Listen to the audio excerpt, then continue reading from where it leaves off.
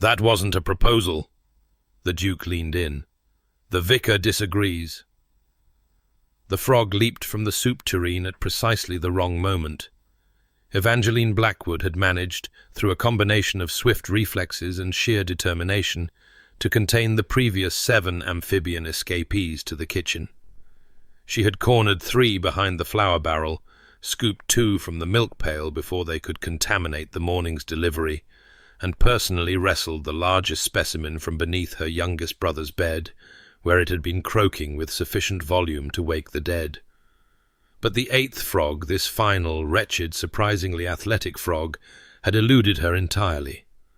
And now, as she stood in the doorway of the vicarage's modest parlour, with her hair escaping its pins and her apron streaked with something she preferred not to examine too closely, she watched in horror as it launched itself directly at her sister Prudence's carefully arranged tea service. "Thomas!" She didn't shout. She never shouted. Shouting was for women who had not spent 7 years managing a household of 8 people on an income that would make a church mouse weep. But her voice carried what her mother had once called the tone, the particular frequency that could stop a charging bull at 20 paces. Her youngest brother, all of 8 years old with a gap-toothed grin and absolutely no sense of self-preservation, appeared from behind the settee where he had clearly been lying in wait. "I didn't do it." The frogs came from nowhere. "Did they?" Evangeline advanced into the room, her eyes tracking the creature as it hopped across the antimacassar. "Spontaneously appeared in our parlour through divine intervention?" "Maybe." Thomas's expression suggested he recognized the weakness of this defense, but was committed to seeing it through. Thomas Edmund Blackwood. She caught the frog mid-leap, a skill she had never expected to develop, and resented deeply for its necessity. The creature's legs kicked against her palm as she held it firmly but carefully. Thomas would never forgive her if she injured one of his precious specimens. "Father is expecting an important visitor this morning. The Duke of Hartwell is coming to discuss the church roof." "The Iron Duke?" Thomas's eyes went wide. "Is it true he once made a man cry just by looking at him?" "I'm certain that's an exaggeration." Evangeline deposited the frog into the bucket she had learned to keep near the door for exactly such emergencies. "And even if it weren't, you will not be testing the theory. You will take your frogs, all 8 of them, back to the stream where they belong. You will wash your hands and face. You will put on clean clothes. And you will not appear in this parlour until the Duke has departed. Am I understood?" Thomas opened his mouth, almost certainly to negotiate, but something in her expression must have conveyed the absolute limit of her patience. "Yes, Evie." "Good." She straightened, pushing a strand of honey-gold hair back from her face and leaving a streak of mud across her forehead in the process. "Now go, quickly, before—" "Evie!" Prudence's voice rang down from upstairs, carrying the particular pitch of romantic crisis that had become all too familiar over the past year. "Evie, I need you immediately." Evangeline closed her eyes. Just for a moment. Just long enough to count to 3 and remind herself that she loved her family, that they depended on her, that no one else would manage things if she did not. "Thomas, go. Prudence, I'm coming." She handed her brother the bucket of frogs, watched him scamper toward the kitchen door, and began climbing the narrow staircase to the room her sister shared with their youngest sibling, Mary. Prudence stood before the small mirror, her dark hair elaborately curled in a style far too sophisticated for a country vicarage. At 18, she had inherited their mother's beauty, the kind of delicate loveliness that inspired poetry from young men who had no business composing verse. She had also inherited their mother's romantic nature, which was rather more problematic. "I'm meeting him today," Prudence announced, her cheeks flushed with the particular glow of forbidden romance. "Mr. Crawford has arranged for us to encounter each other by chance at the milliner's shop. Isn't it wonderfully clever?" "It's wonderfully scandalous." Evangeline crossed her arms, leaning against the doorframe. Mr. Crawford is a fortune hunter with gambling debts, and you are a vicar's daughter with no fortune to hunt. What precisely do you imagine will come of these chance encounters? Love. Prudence said it with the absolute certainty of someone who had never been disappointed. True, eternal, passionate love. True, eternal, passionate poverty, more like.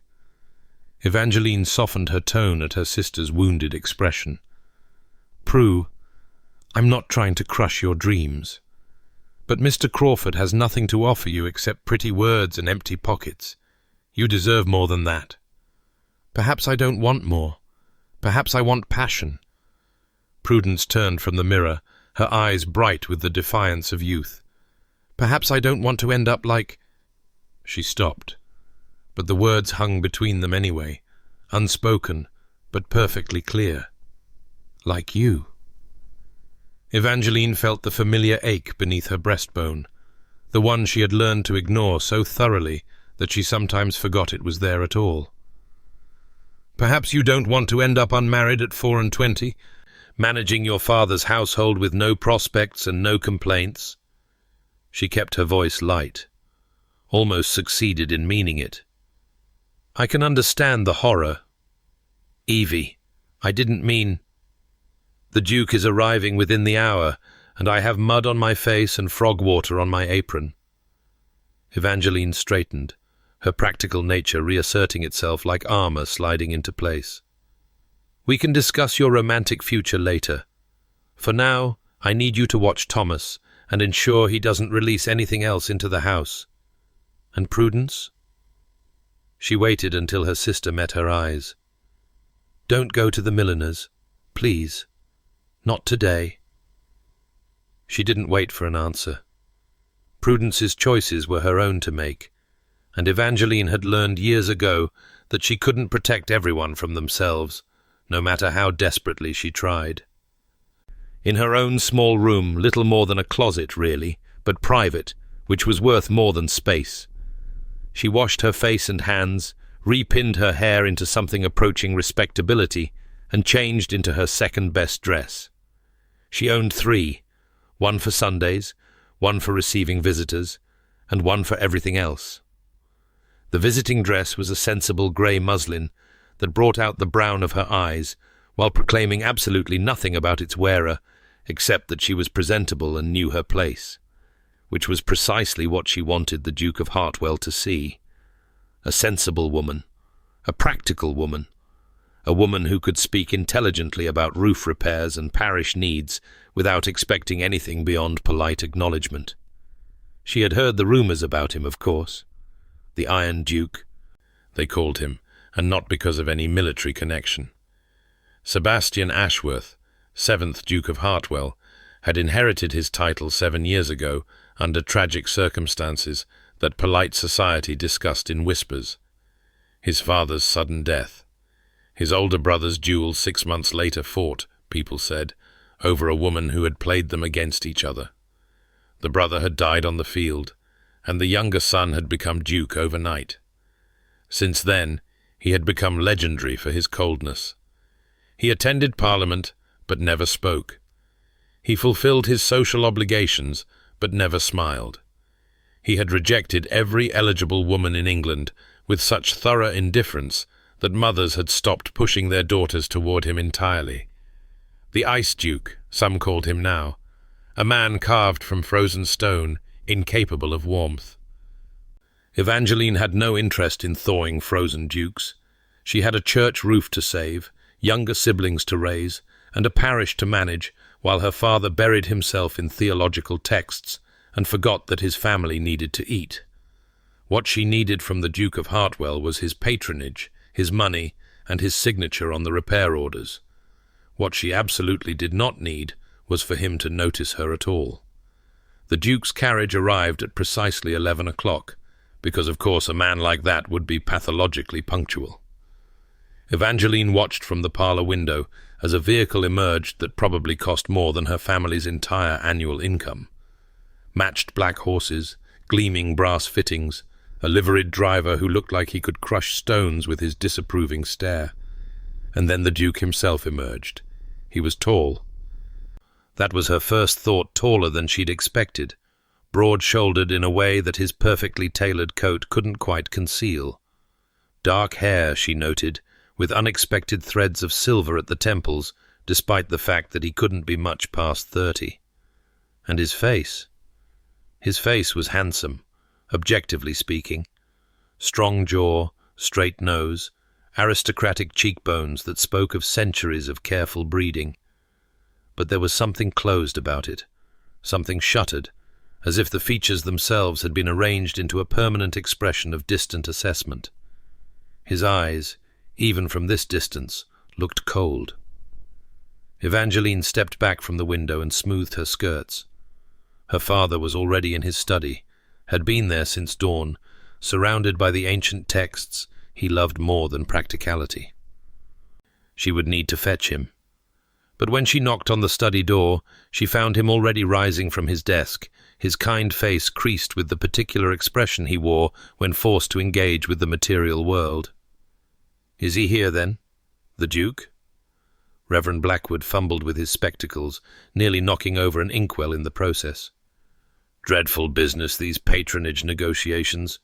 I never know what to say to these great men."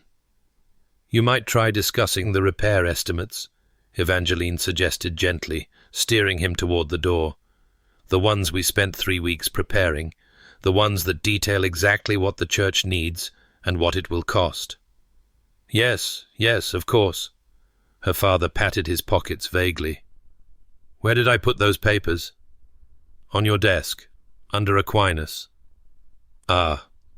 He retrieved them, looking at her with the befuddled gratitude that never failed to twist her heart. "What would I do without you, my dear?" End up living in the hedgerows, most likely, Evangeline thought, but didn't say. "You'd manage, father. Now come, we shouldn't keep His Grace waiting."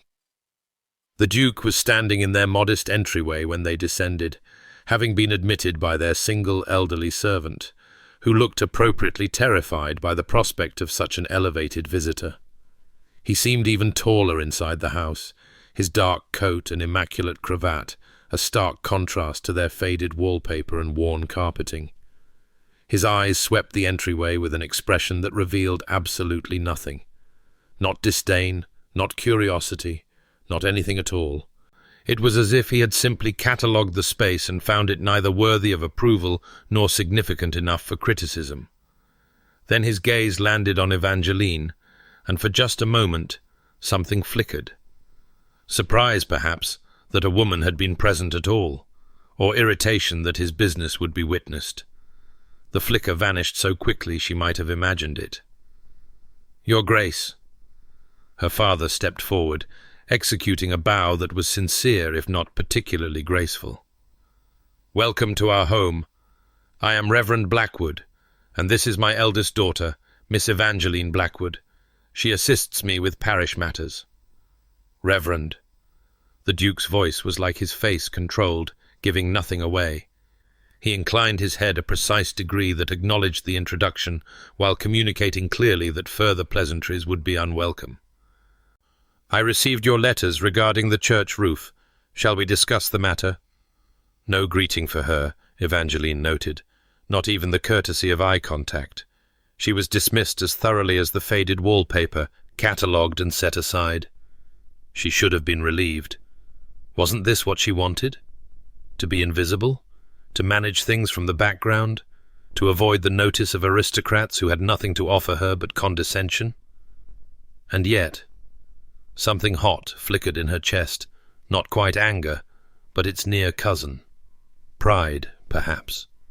The particular irritation of a woman who had spent 7 years running a household, managing a parish, raising 5 children who were not her own, and who was now being looked through as if she were part of the furniture. "If you'll follow me to the study, Your Grace." She spoke before her father could, her voice perfectly polite and perhaps a shade too cool. "I've prepared the documentation you'll need to review." The Duke's eyes met hers then, really met them, for the first time. And whatever he saw there, the challenge perhaps, or simply the novelty of being addressed directly by a vicar's daughter, caused one dark eyebrow to rise a fraction of an inch. "Miss Blackwood." His tone gave nothing away, but he had acknowledged her existence. It felt like a small victory. "Lead the way." The study was cramped, made more so by the stacks of books that covered every surface. Evangeline had spent 3 hours the previous day clearing a path to the chairs and organizing the repair documents into something approaching a logical order. She had also hidden the more eccentric of her father's collections, the sheep's skull he was using for some theological argument about mortality, the collection of stones he believed contained fossilized evidence of the Great Flood. The Duke surveyed the chaos with that same blank expression. If he was appalled, he didn't show it. If he was amused, he concealed that equally well. "The estimates," Evangeline said, gesturing to the neat stack of papers on the desk. "The master builder from Hartford has assessed the damage. The main concern is the east transept, where water damage has compromised the supporting beams. If we don't address it before winter, we risk complete collapse." She watched the Duke's face as he examined the documents, searching for any sign that he understood the urgency, the fear that had kept her awake at night, imagining the ancient church crumbling onto Sunday worshippers. He read in silence for several minutes, turning pages with long fingers that bore no rings except a heavy signet on his left hand. Her father fidgeted in his chair, clearly desperate to return to his texts. Evangeline held herself still, waiting. Finally, the Duke looked up. "These estimates are thorough." "Thank you, Your Grace." "They are also substantial." He set the papers down. "You're asking for a considerable investment." "We're asking for what the repairs require." Evangeline kept her voice level. "The church has stood for 400 years. It would be a tragedy to lose it to preventable neglect. The church's maintenance is my responsibility as patron. I'm aware of my obligations." His tone sharpened just slightly. "What I'm questioning is the scope. Surely some of these repairs could be delayed, addressed incrementally over several years. And risk the roof collapsing onto your tenants during Sunday service?" The words came out before she could stop them. "With respect, Your Grace, incremental approaches won't prevent disaster. They'll simply postpone it until the cost in lives exceeds the cost in pounds." Silence fell. Her father made a small choking sound. The Duke's grey eyes fixed on her with an intensity that made her suddenly aware of how badly she had overstepped. But she would not apologize. Not for this. Not when families she had known her entire life could be hurt because a wealthy man wanted to economize. "You speak plainly, Miss Blackwood." His voice was soft, dangerously so. "A fault, I'm told." She met his gaze without flinching. "But I find plain speaking more efficient than dancing around difficult truths." Something shifted in his expression. Still not warmth, nothing so human as that. But interest, perhaps. The slight sharpening of attention that came when something unexpected crossed his carefully ordered path. "The church," he said slowly. "I would like to see it, to assess the damage myself before committing to these estimates." "Of course, Your Grace." Her father leaped at the opportunity to end this tension. "Evangeline knows the building better than anyone. She can show you every stone." "Then Miss Blackwood will accompany me." The Duke rose, his height suddenly overwhelming in the small space. "Shall we?" It was not a question, not really. And Evangeline, trapped by her own plain speaking into a situation she had never intended, had no choice but to agree. The walk to the church took 10 minutes by the path through the village, past the baker's shop and the small green where children played. The Duke walked beside her in silence, his long stride forcing her to hurry to keep pace. Villagers stopped and stared as they passed the Iron Duke, here, walking with the vicar's daughter as if it were the most natural thing in the world. It was not natural at all. Evangeline felt the weight of every gaze, the whispers that would follow them like ripples in a pond. By nightfall, The entire parish would know that she had been seen alone with the Duke of Hartwell. Speculation would run rampant. Let them talk, she told herself firmly. She had done nothing wrong and would do nothing wrong. She was showing him a church roof, not conducting an affair. The church was beautiful, even in its decay. Norman stonework, she had been told, though later generations had added Gothic windows and a bell tower that was entirely out of proportion, but somehow charming. She loved this building, had been baptized here, had sung in the choir as a child, had sat with her mother during the final services before her death. She would not let it crumble. "This way, Your Grace."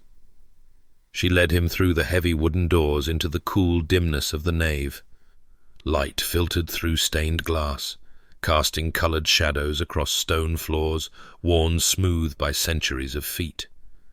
The Duke stopped just inside the entrance, and for the first time his expression changed. Something like recognition crossed his features, not pleasure exactly, but a kind of reluctant acknowledgement. "It's old," he said. 400 years. As I mentioned. She moved ahead of him, pointing toward the east transept. "You can see the water damage here, where the roof has begun to fail. The master builder believes the original lead was replaced sometime in the last century with inferior materials."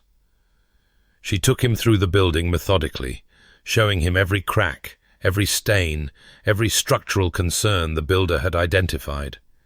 He asked questions, intelligent ones, she was forced to admit. Questions that showed he understood architecture, that he had experience assessing buildings, that he was not simply a wealthy man throwing money at problems he didn't comprehend. It confused her, this evidence of competence beneath the cold exterior. The rumours had painted him as a statue, frozen and unfeeling. But statues did not ask about load-bearing walls or inquire whether the existing foundations could support additional reinforcement. They had reached the vestry, a small room behind the altar used for storage and preparation, when the first rumble of thunder sounded. "The weather is turning." The Duke glanced toward the window, where grey clouds had gathered with surprising speed. "We should conclude our inspection." But even as he spoke, the rain began, not a gentle shower, but a sudden deluge, the kind of summer storm that came without warning and departed just as quickly. Lightning cracked across the sky, close enough that Evangeline felt the vibration in her bones. "We cannot walk back in this." She moved to the window, watching water sheet across the churchyard. "It will pass soon, but for now—" "We wait." The Duke's jaw tightened, as if the weather had personally inconvenienced him. They stood in awkward silence as the storm raged. The vestry was small, barely large enough for both of them, and Evangeline was suddenly, painfully aware of how inappropriate this situation was. Alone with a man, unmarried, no chaperone in sight. If anyone found out, but no one would find out. The storm would pass. They would return to the vicarage separately. No one need ever know. "You've been managing this parish since your mother's death." His voice startled her. She had not expected conversation, had assumed he would simply wait in frozen silence until escape became possible. "Yes, Your Grace." She kept her eyes on the window. "My father is a scholar. His interests lie more with the theoretical aspects of his calling than the practical ones. And you've raised your siblings as well. Someone had to." She heard him shift behind her, the rustle of expensive fabric against stone. "That's a significant burden for a young woman. You can't have been more than 17 when she passed." 16. She turned to face him, something in his tone, not sympathy exactly, but something uncomfortably close to understanding making her defensive. And it wasn't a burden. It was simply what needed to be done. That doesn't preclude it from being difficult. Many things are difficult, Your Grace. We manage them anyway. His grey eyes studied her with that unsettling intensity. "You're very angry." "I beg your pardon?" "Not at me specifically. though I suspect I've provided additional fuel. The corner of his mouth twitched, not quite a smile, but the suggestion of one. Generally angry at your situation, at the obligations that have been placed upon you. You presume a great deal about my inner life, Your Grace, based on a 20-minute acquaintance? Perhaps. He leaned against the vestry wall, and somehow the casual posture made him seem more human than anything he'd done before. Or perhaps I recognize the particular fury of someone who has sacrificed everything for duty and received nothing in return but more duty.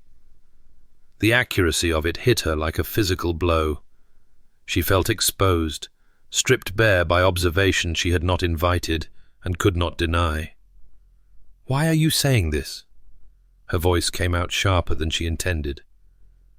"What possible interest could you have in my inner life?"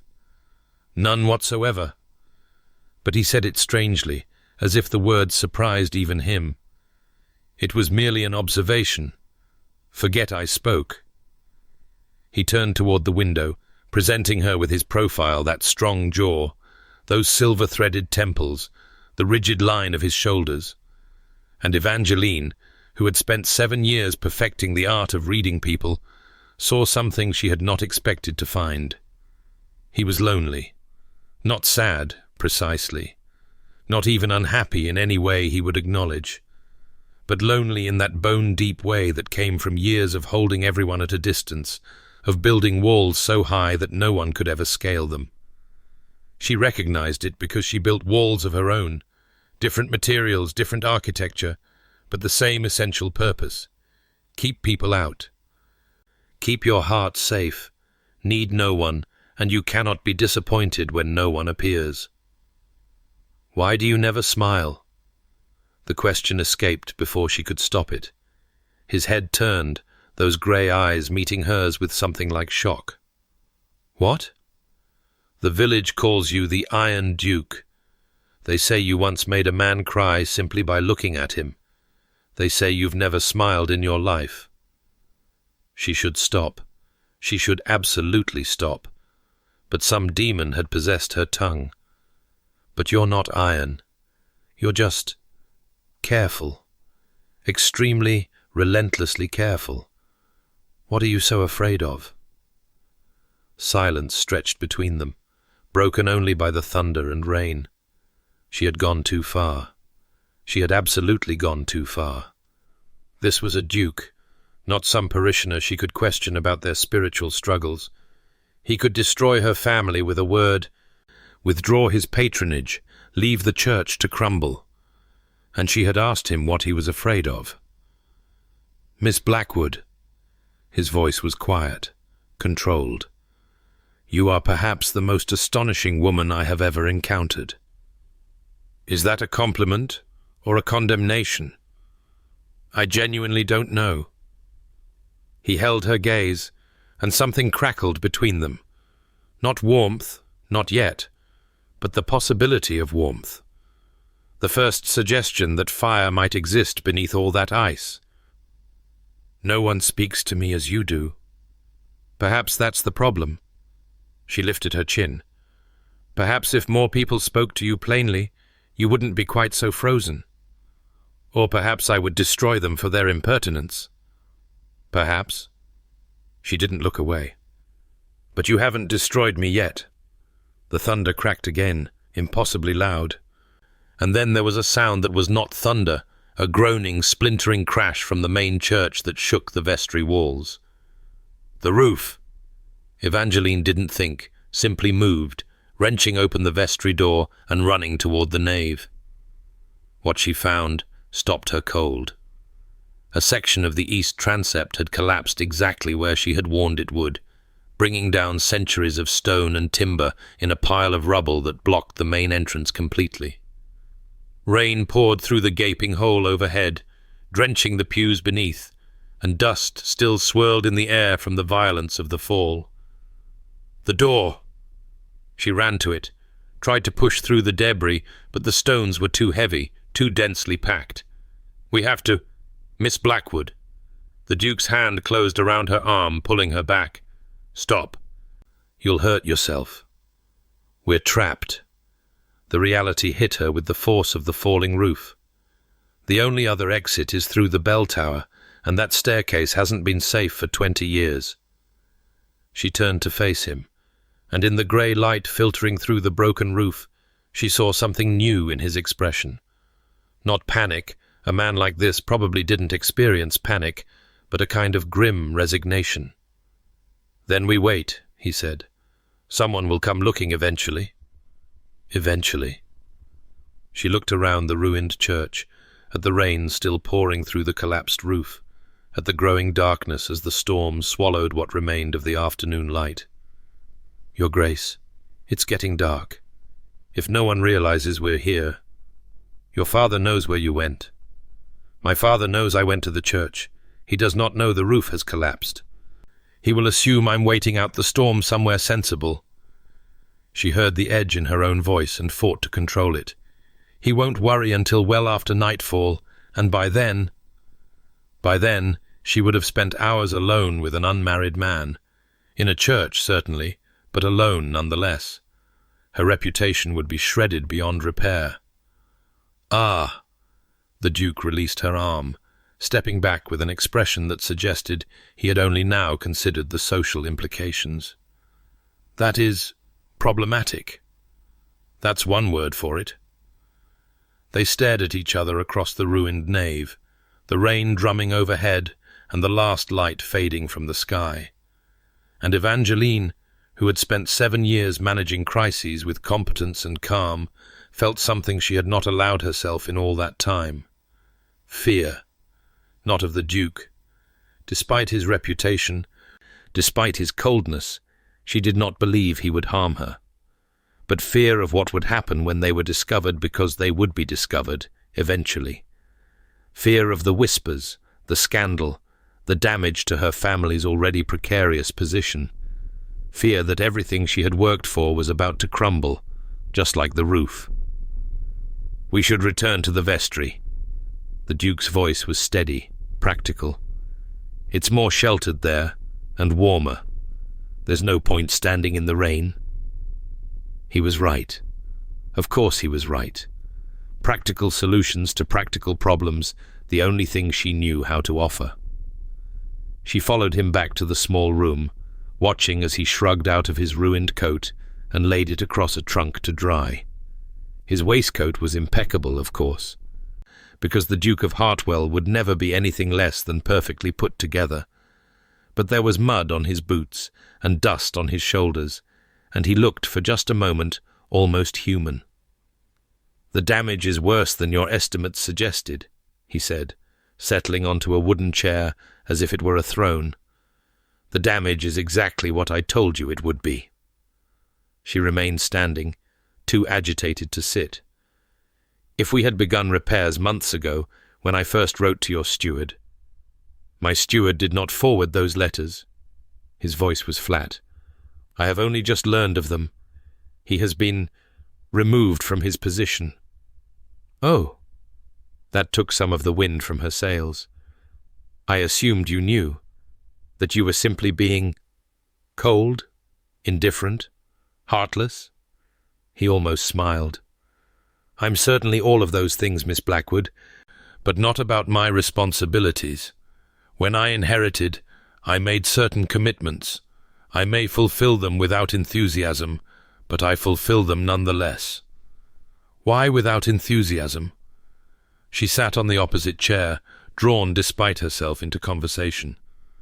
"You have wealth, position, power. Most men would find considerable enthusiasm in such circumstances. Most men did not acquire those things the way I did." He said it simply, without self-pity, but the words carried weight. She remembered the rumors, the father's death, the brother's duel, the whispers about a woman who had played them against each other. "Your brother," she said carefully. "The stories say. The stories are true."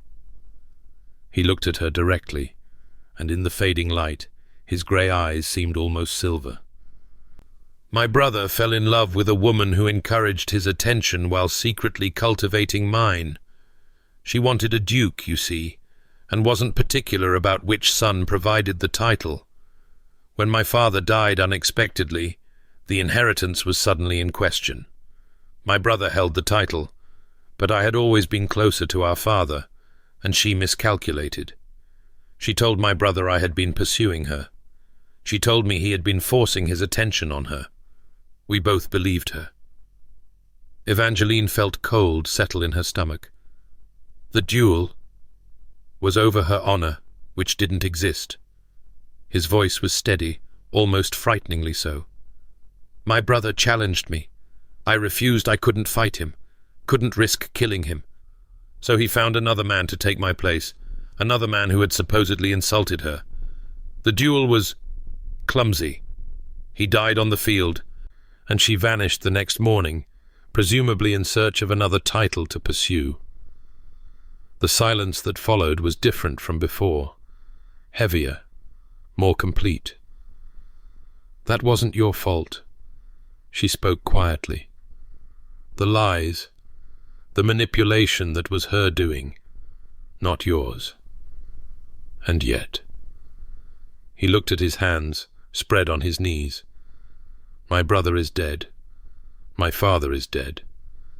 I am the Duke of Hartwell because two men who should have lived instead of me did not. And every day, I wonder whether something in our family, some capacity for destructive passion, made us vulnerable to her schemes.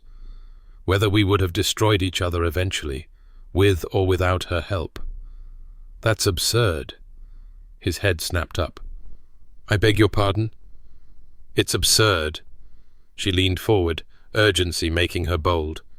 You're not responsible for your brother's choices, or your father's death, or some woman's manipulations. You're responsible for what you do with the position you've been given. And from what I can see, you've done nothing with it at all except build walls and push everyone away. You presume to lecture me on how to live my life? Someone should. She was too far in to stop now. You've decided you're broken, dangerous, incapable of connection. But that's not insight, it's cowardice. It's easier to be cold than to risk being hurt again. It's safer to feel nothing than to feel everything. But it's not living, Your Grace. It's just existing. He stared at her as if she had grown a second head. And then, incredibly, impossibly, the corner of his mouth quirked upward. You're not even slightly afraid of me, are you? Should I be? Everyone else is. Then everyone else is a fool. She stood, moving to the window where the rain still fell. You're a man, not a monster. A wounded man, a grieving man, a man who has convinced himself that isolation is strength. But I've seen you with my brother the way you helped him find his rabbit without a moment's hesitation. I've seen you listen to these repair estimates with actual attention and intelligence. There's someone beneath all that ice, Your Grace. Someone who might even be worth knowing. She didn't look at him. Couldn't look at him. She had said too much, revealed too clearly that she had been watching, noticing, caring when she had no right to care at all. Evangeline. Her name in his voice, not Miss Blackwood, but her actual name made her turn despite herself. He had risen from his chair and crossed to stand behind her. Close, too close. She could see the individual threads of silver in his dark hair, the fine lines at the corners of his eyes, the surprising softness of his mouth in repose. No one has spoken to me honestly in 7 years, he said quietly. Not since my brother died. They're too afraid, or too calculating, or too indifferent to bother. But you... He shook his head slowly. You walked into that study and challenged me before I'd been in your house 5 minutes. I shouldn't have. No, you shouldn't have. But he was almost smiling again. And yet I find I prefer it to the alternative. I find I prefer the truth, however uncomfortable, to the pleasant lies everyone else offers. Be careful what you wish for, Your Grace. Her voice came out strange, breathless. The truth is rarely comfortable. Sebastian. What? My name. He held her gaze with an intensity that made her stomach flutter. If we're going to be trapped here together, if you're going to lecture me about my failures with such abandon, you might as well use it. That would be improper, scandalous, ill-advised. His smile was real now, small but genuine, and it transformed his face entirely. But as you've pointed out, we're already beyond propriety. We've been alone together for hours. The damage to your reputation is done. That's not Evie. The voice came from outside, distant, but growing closer. Evangeline, where are you? Her father. She moved toward the vestry door, then stopped as the implications crashed over her. Her father was coming, which meant rescue was imminent, but it also meant discovery. He would find her here, alone with the Duke, in the darkness, standing far too close together. Miss Blackwood, Evangeline, wait. Sebastian's hand caught her arm. Let me speak to him. Let me explain the circumstances. There's nothing to explain. We were trapped by the storm. Nothing improper occurred. And do you think that will matter? His grey eyes were steady on hers. Do you think the village will believe nothing happened simply because nothing happened? Your reputation? My reputation is my concern. And yet I am the cause of its damage. He released her arm, but didn't step back. I won't let you suffer for a situation I could have prevented. Before she could ask what he meant, the vestry door burst open. Her father stood in the doorway, lantern in hand, his kind face creased with worry, and behind him 6 villagers, their expressions shifting from concern to something far more complicated as they took in the scene before them.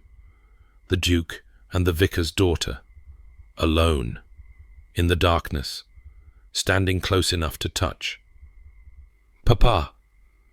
Evangeline stepped forward, her heart racing. The roof collapsed, we were trapped. Nothing. My dear child, thank heavens you're safe. Her father crossed to her, taking her hands. We saw the damage from outside, feared the worst. She's unharmed, Reverend. Sebastian's voice was calm, controlled. Miss Blackwood showed great presence of mind in ensuring we remained safe until rescue arrived. Yes, but... Her father looked between them, and she saw the moment understanding dawned. The moment he realized what the rest of the village would conclude. The circumstances are what they are.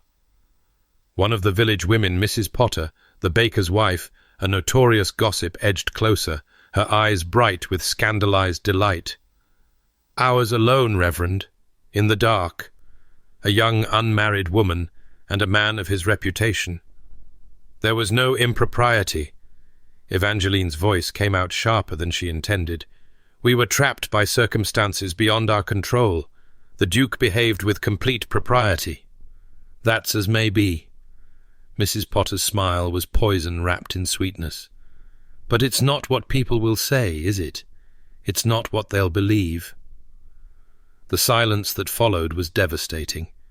Evangeline looked at the faces surrounding her, some sympathetic, some scandalized, some simply curious, and felt the ground crumbling beneath her feet.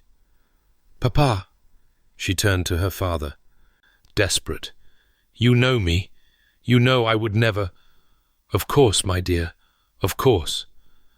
But his eyes were worried, and she could see him calculating the damage, the whispers that would follow, the stain on the family's reputation that no amount of truth could completely erase. There is a solution. Sebastian's voice cut through the growing murmur of voices. A way to protect Miss Blackwood's reputation, absolutely. Everyone turned to look at him. He stood in the lantern light, his ruined coat over one arm, his expression the familiar mask of aristocratic composure. But his eyes, when they met Evangeline's, held something she couldn't quite read. No. She shook her head, suddenly certain she knew what he was about to say. Your Grace Sebastian, don't... Reverend Blackwood. He addressed her father formally, ignoring her protest. Given the circumstances in which your daughter and I find ourselves, given the damage that may be done to her reputation through no fault of her own, I believe there is only one honourable course of action." "Your Grace, surely that's not necessary," her father began. "It is entirely necessary." Sebastian's voice was steady, certain. "I am asking for your daughter's hand in marriage." The gasps from the assembled villagers filled the small space. Mrs. Potter looked like Christmas had come early. Evangeline felt the world tilt sideways, certainty dissolving into chaos. "You can't be serious." Her voice came out as a whisper. "We barely know each other.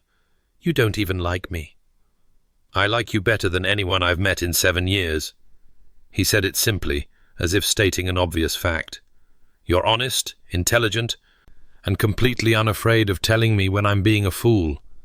At minimum, we would be interesting company for each other." "At minimum?" She heard her voice rising and couldn't stop it. "Marriage should be more than interesting company. Marriage should be love." His mouth twisted. "Miss Blackwood, you have spent the last hour informing me that I am incapable of genuine emotion. Perhaps you're right. But I am capable of honour, and my honour demands that I not leave you to face scandal when I have the power to prevent it." "I don't want to be married out of honour." "Then what do you want?" The question hung in the air between them, and Evangeline, who had spent 7 years wanting nothing for herself, who had buried every dream and desire beneath duty and obligation, found she had no answer.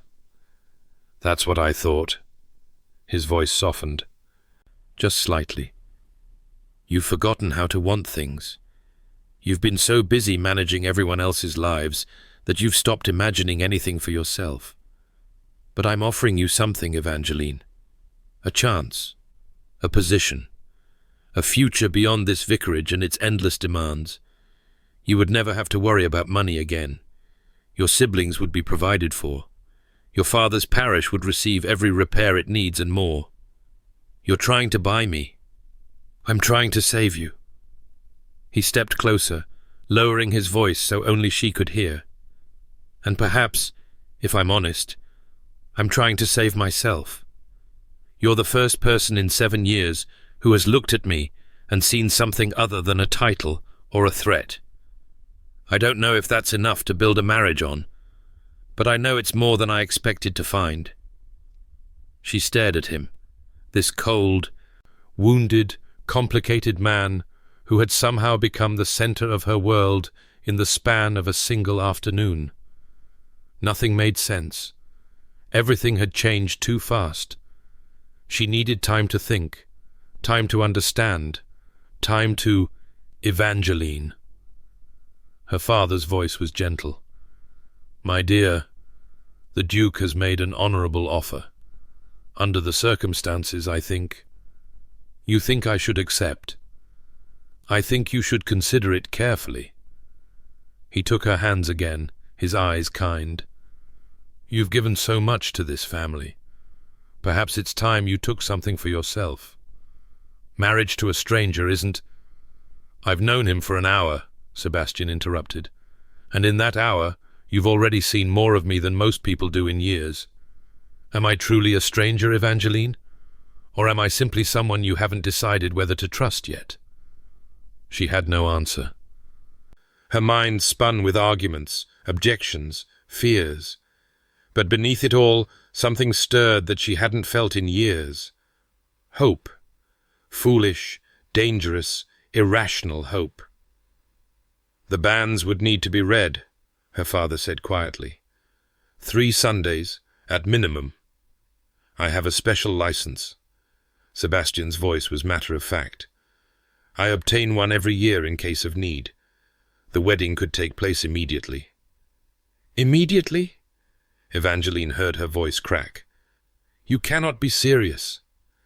The longer we wait, the more the scandal grows." He held her gaze steadily. "If we marry tonight, the story becomes a romance the Duke, swept away by passion, unable to wait for the woman who captured his heart. If we wait weeks, it becomes a forced arrangement, a scandal barely papered over. Which tale would you prefer the village to tell? He was right. She hated that he was right.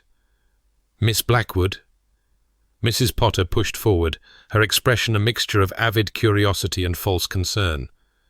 The Duke makes a fair point. Your reputation. Think of your sisters, dear. Think of their prospects if this scandal attaches to the family. Prudence. Mary. The younger girls she had protected and raised. If Evangeline's reputation was destroyed, theirs would suffer too. The stain would spread, touching everyone she loved. And Sebastian was offering her a way out. A terrifying, life-altering, completely unexpected way out. One condition. She spoke before she could lose her nerve. We spend the next month getting to know each other. A true courtship, not just a legal arrangement. If at the end of that month either of us wishes to withdraw, we find a way to do so quietly. Done. He agreed so quickly she suspected he'd expected resistance. And I will not be managed, or controlled, or treated as an acquisition. I am your partner, or I am nothing. I would expect nothing less. And, she took a deep breath, and you will try, to feel, to connect, to be more than the frozen man the world believes you to be. If this marriage is to mean anything, you must actually participate in it. For the first time, she saw uncertainty flicker across his face. I cannot promise to be something I am not. I'm not asking you to be something else. I'm asking you to try being yourself, the self you've buried beneath all that ice. The man who helped my brother find his rabbit. The man who listened to me lecture him about his failures without once pulling rank. The man who is standing here, in a ruined church, offering marriage to a vicar's daughter he met this morning. She stepped closer, closing the distance between them. That man is not frozen, Sebastian. That man is afraid, and I am asking you to be brave. The silence stretched between them. The villagers watched with bated breath. Her father stood frozen, hands still clasped, waiting. And Sebastian Ashworth, the 7th Duke of Hartwell, the Iron Duke who never smiled and never felt and never risked anything at all. Sebastian looked at her with something that might have been wonder. You're asking a great deal. Yes. You barely know me. I know enough. You could be making a terrible mistake. I could. She lifted her chin. But I've spent 7 years being careful, being practical, being safe. Perhaps it's time I made a terrifying choice and trusted it would work out. He laughed. Actually laughed a short, surprised sound, as if he had forgotten what laughter felt like. You're extraordinary. I'm exhausted and dirty, and about to marry a man I've known for 6 hours. She couldn't quite keep the hysteria from her voice. Extraordinary is not the word I would choose. It's the one I'm choosing. He reached out and took her hand the first time he had touched her deliberately, without urgency or accident. His fingers were warm against hers, steady and strong. Miss Evangeline Blackwood, I cannot promise you love. I cannot promise you happiness. But I can promise you honesty and loyalty and my very best efforts to be a man worthy of your terrifying directness. He paused, something shifting in his grey eyes. Will that do? For a beginning? She should say no. Every practical bone in her body screamed that this was madness, that marriages required more than mutual attraction and interesting conversation, that she was risking everything on a man she barely understood. But her heart, her foolish, starving, hopeful heart, whispered something different. It will do, she said, for a beginning. Her father stepped forward, and she saw that his eyes were damp. My dear children, for that is how I must think of you both now, if you are truly decided. We are. Sebastian's voice was firm. He hadn't released her hand. Then with God as my witness, and these good people of the parish. The Reverend Blackwood's voice took on the cadence of ceremony, the rhythm that had shaped every Sunday of Evangeline's life. "I pronounce you man and wife." It took a moment for the words to register. Evangeline stared at her father, then at Sebastian, then at the assembled villagers, who were watching with expressions ranging from shock to delight. "That wasn't a proposal," Sebastian said slowly. "That was merely an agreement to try." "The vicar," her father said mildly, "disagrees." And Evangeline, standing in a ruined church with her hand in a duke's grasp and her entire future suddenly, terrifyingly unknown, began to laugh. She was married. Heaven help them both. She was actually married. The morning after her wedding, Evangeline woke in her childhood bed and stared at the water-stained ceiling she had memorized over 24 years of existence. For a long, disorienting moment, she convinced herself it had all been a dream. The storm, the collapse, the Duke's unexpected proposal, her father's precipitous pronouncement. Then she turned her head and saw the heavy signet ring on the bedside table, the one Sebastian had pressed into her palm before departing for the inn. "Keep this," he had said, his grey eyes unreadable in the lantern light. "As proof, if you wake tomorrow and doubt it happened." She had doubted. She was still doubting. But the ring was real, solid gold, warming quickly in her palm as she picked it up, and the weight of it made everything else real too. She was the Duchess of Hartwell. The title felt absurd, like a costume several sizes too large. Duchesses were elegant women who hosted balls and wore diamonds, and never, under any circumstances, had frog water on their aprons. Duchesses did not wake in cramped vicarage bedrooms with their youngest brother pounding on the door. "Evie! Evie, wake up! There's a carriage outside, and Prudence says you're married, and Father won't explain anything, and—" She opened the door before Thomas could break it down. He stood in the hallway, gap-toothed and wild-haired and practically vibrating with excitement. "Is it true? Did you really marry the Duke? Are you a princess now?" "Duchess," she corrected automatically. "And princesses are never mind. Yes, it's true.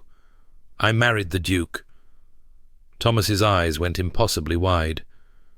"Does that mean I can visit his house? Does he have horses? Does he have a library? Does he have—" "Thomas." She knelt to meet his eyes, her heart clenching at the innocent excitement in his face.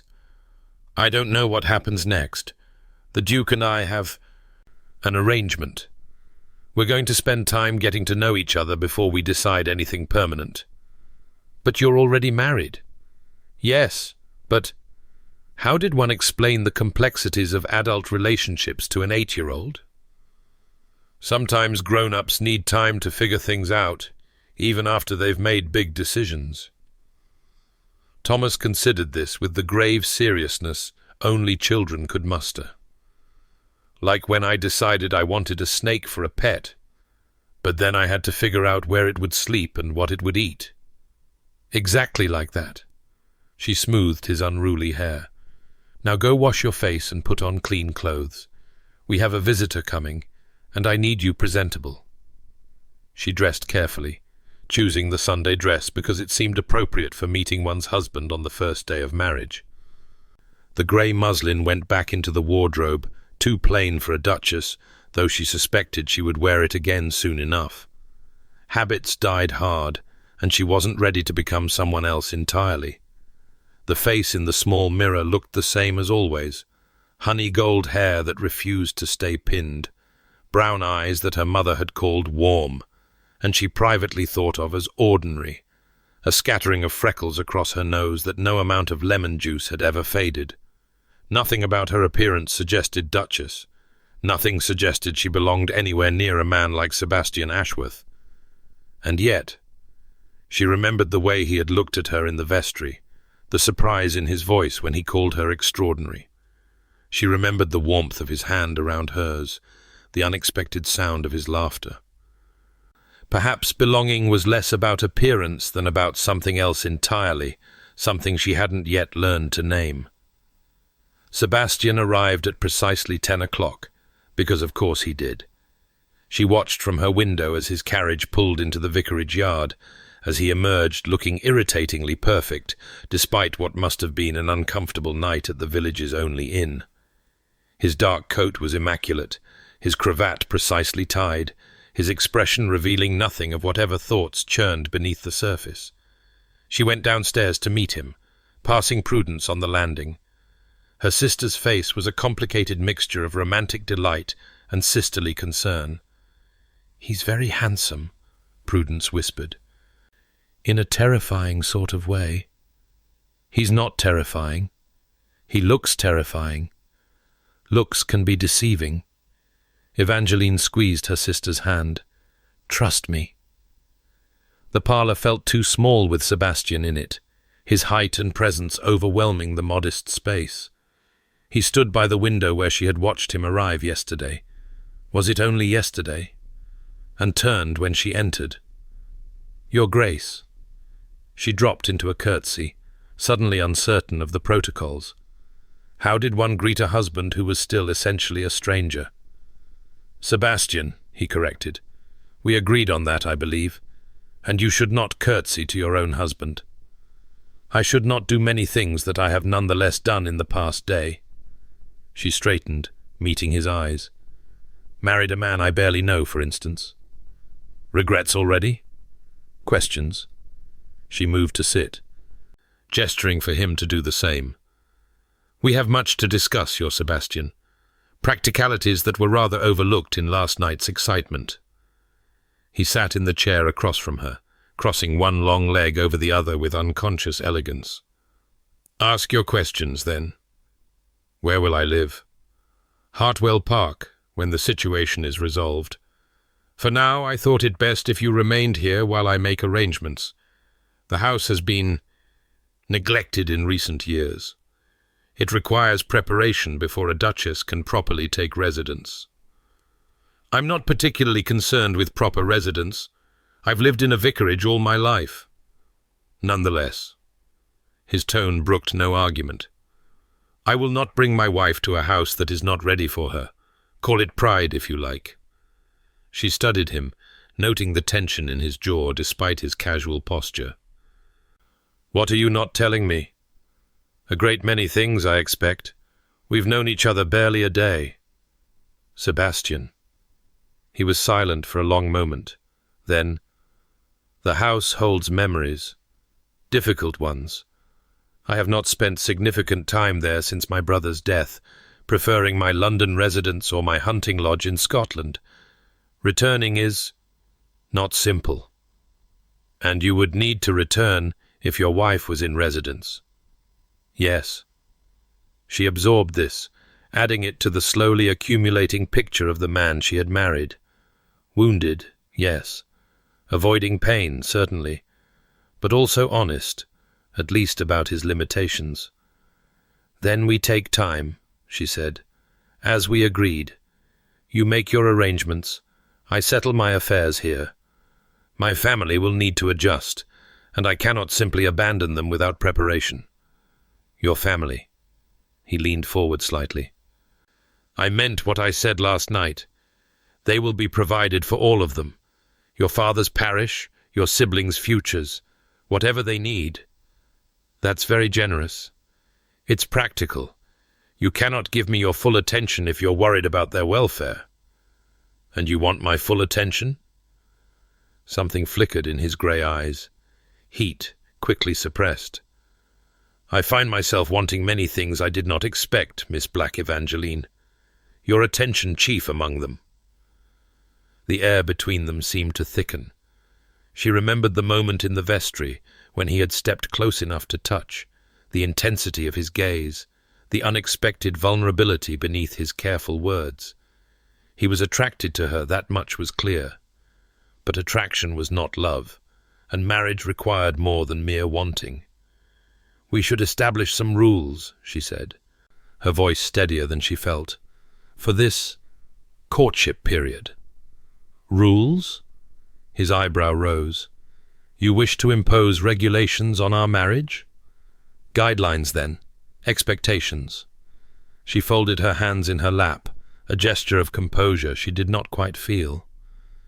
We agreed to 1 month of getting to know each other. During that time we should meet regularly daily, if possible. We should be honest with each other, even when honesty is uncomfortable. And we should... She hesitated. Should what? We should try to actually know each other. Not as Duke and Vicar's daughter, not as Scandal and Salvation, but as Sebastian and Evangeline, the people beneath the circumstances. He studied her for a long moment, his expression unreadable. Then slowly he nodded. Agreed. Though I should warn you, the person beneath my circumstances is not particularly pleasant company. I'll be the judge of that. You usually are. The corner of his mouth quirked upward. Very well. Daily meetings, radical honesty, and genuine effort to see beyond the surfaces we present to the world. He extended his hand across the space between them. Do we have an agreement, wife? She took his hand, feeling again the warmth and strength of his grip. We do, husband. The word felt strange in her mouth, husband, but not unpleasant. Not unpleasant at all. The first week of Evangeline's marriage passed in a blur of adjustment and negotiation. Sebastian came to the vicarage each morning at 10, punctual as clockwork, and stayed until midday. They walked in the garden, sat in the parlour, took meals with her family. He was unfailingly polite to her father, surprisingly patient with her younger siblings, and coolly civil to Prudence, who continued to find him terrifying despite Evangeline's reassurances. But with Evangeline herself, something shifted when they were alone. The ice cracked, little by little, revealing glimpses of the man beneath. He spoke of his childhood at Hartwell Park, the happy years before his mother's death, the difficult years after, the rivalry with his brother that had somehow curdled into something destructive. He spoke of his years at Oxford, his grand tour cut short by his father's illness, his slow and reluctant assumption of a title he had never expected to inherit. And she spoke too, more than she had ever spoken to anyone. About her mother's death and the weight of responsibility that had settled on her shoulders at 16, about the loneliness of being needed by everyone and known by no one, about her dreams half forgotten, buried so deep she had to excavate them like ancient artifacts of travel, of education, of a life beyond the narrow confines of her parish. You wanted to be a scholar, Sebastian said one afternoon, as they sat in the garden beneath an oak tree that had sheltered her childhood games. Like your father. I wanted to study history, ancient civilizations particularly. She laughed, embarrassed. Foolish dreams for a woman with no dowry and 5 siblings to raise. Not foolish. His voice was quiet. Hartwell Park has an extensive library, 3,000 volumes, at last count, including a significant collection of classical texts. You would be welcome to make use of it. She stared at him. You're serious? I rarely joke about books. He paused. Or about anything, as you've no doubt noticed. You joke, she said softly, when you think no one is watching, when you forget to be the Iron Duke for a moment. You see too much. Perhaps you hide too little, at least from me. The look he gave her was complicated gratitude and fear, and something else, something that made her breath catch. They had not touched since that first handshake, not beyond the casual brushes of fingers passing teacups or shoulders bumping in doorways. But she was increasingly aware of him physically, the breadth of his shoulders, the elegant length of his fingers, the way his voice dropped to a lower register when they were alone. She was also increasingly aware that this arranged marriage was becoming something else entirely, something dangerous, something real. The second week brought complications. News of the Duke of Hartwell's sudden marriage had spread beyond the village, carried by gossip and newspaper reports to the wider world. The story varied depending on the source. Some versions painted it as a grand romance. The cold duke thawed by love at first sight. Others hinted at scandal barely averted, a vicar's daughter who had schemed her way into a title. Evangeline tried to ignore the whispers, the speculative looks, the letters that arrived daily from London society matrons eager to befriend or destroy the new Duchess. But when Sebastian arrived at the vicarage with a grim expression and a formal card in his hand, she knew the outside world had finally breached their careful bubble. "My aunt is coming," he said, dropping into his usual chair with uncharacteristic heaviness. "The Dowager Duchess. She will arrive tomorrow." "Your aunt." Evangeline set down the book she had been pretending to read. "I take it this is not a pleasant development." "Augusta Ashworth is many things, but pleasant is not among them." He rubbed his temples, a gesture of weariness she had never seen from him before. "She managed my father, managed my brother, and has spent the last 7 years attempting to manage me. She will not be pleased that I married without her approval." "Does she need to approve?" "No, but she will make her displeasure known, loudly and at length, until I either capitulate or expire from exhaustion." He looked at her, and something in his expression softened. "I should have warned you. I should have prepared you for the reality of what you've married into, not just me, but my family, such as it is. The expectations, the scrutiny." "I knew there would be scrutiny. You knew there would be village gossip. This is different." He leaned forward, his grey eyes intent. "Augusta will examine every aspect of your life, your family, your education, your manners. She will find fault wherever she can and exploit it ruthlessly. She does not believe in weakness, hers or anyone else's." "She sounds delightful." The unexpected dryness in her voice surprised a laugh from him. "She is absolutely dreadful. But she is also the only family I have left, and I cannot simply dismiss her." "I wouldn't ask you to." Evangeline squared her shoulders, feeling the familiar steel settle into her spine, the same steel that had carried her through 7 years of managing crises. "Let her come. Let her examine and judge and find fault. I have survived worse than a disapproving aunt." "Have you?" "I have survived my mother's death, my father's abstraction, the raising of 5 children on insufficient funds, and the management of a parish that depended on me entirely. I have survived loneliness and exhaustion, and the slow death of every dream I ever held." She met his eyes steadily. "I think I can survive a Dowager Duchess." Sebastian was silent for a long moment. Then he rose from his chair, crossed the space between them, and did something he had never done before. He knelt at her feet. "What are you doing?" Her voice came out breathless. "Acknowledging." His hands covered hers where they lay in her lap. "I have spent our marriage thus far cataloguing your virtues and wondering how I failed to see them immediately. But I have not said, I have not properly acknowledged that you are remarkable, Evangeline, that your strength puts mine to shame, that I am more grateful every day for the accident that brought us together. Sebastian, let me finish." His grip tightened slightly. "My aunt will arrive tomorrow. She will be cruel, because cruelty is her nature.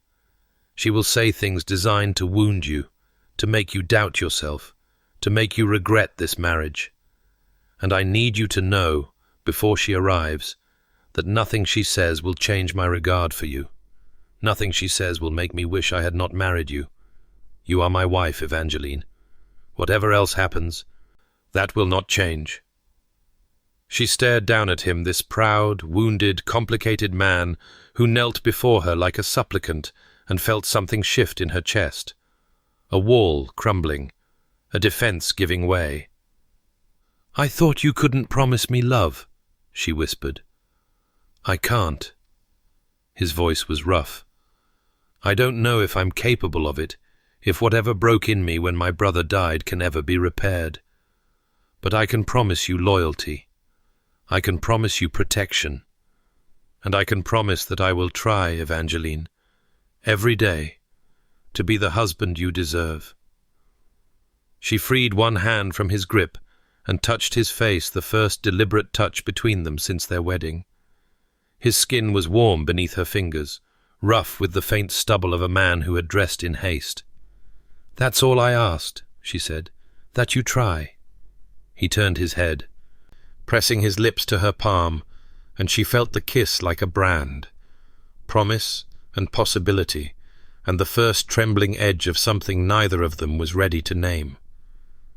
The Dowager Duchess of Hartwell arrived in a carriage that made Sebastian's look modest, attended by 2 footmen, a lady's maid, and an air of absolute authority that preceded her into the vicarage like a siege engine. She was small. That was Evangeline's first surprise. Somehow she had expected a woman of Amazonian proportions, a physical manifestation of the formidable reputation. But Augusta Ashworth was barely 5 feet tall, delicately boned, with silver hair swept up in an elaborate style and sharp blue eyes that missed nothing. "So," she said, surveying the vicarage parlour with an expression that suggested she was cataloguing every worn cushion and faded curtain. "This is where my nephew's bride was raised. Aunt Augusta." Sebastian stepped forward, his posture rigid with tension Evangeline recognized. "May I present my wife, Evangeline, Duchess of Hartwell?" Evangeline dropped into the curtsy she had practiced all morning. "Your Grace, it is an honor to meet you." "Is it?" The dowager's voice was dry. "I rather doubt that. Rise, girl. Let me look at you." Evangeline straightened, meeting those sharp eyes without flinching. The dowager examined her with clinical thoroughness, her dress, her hair, her posture, her hands. "Vicar's daughter," she said finally. "No fortune, no connections, no particular beauty. Tell me, child, what precisely do you offer my nephew that he could not have found in 100 drawing-rooms across London?" "Honesty."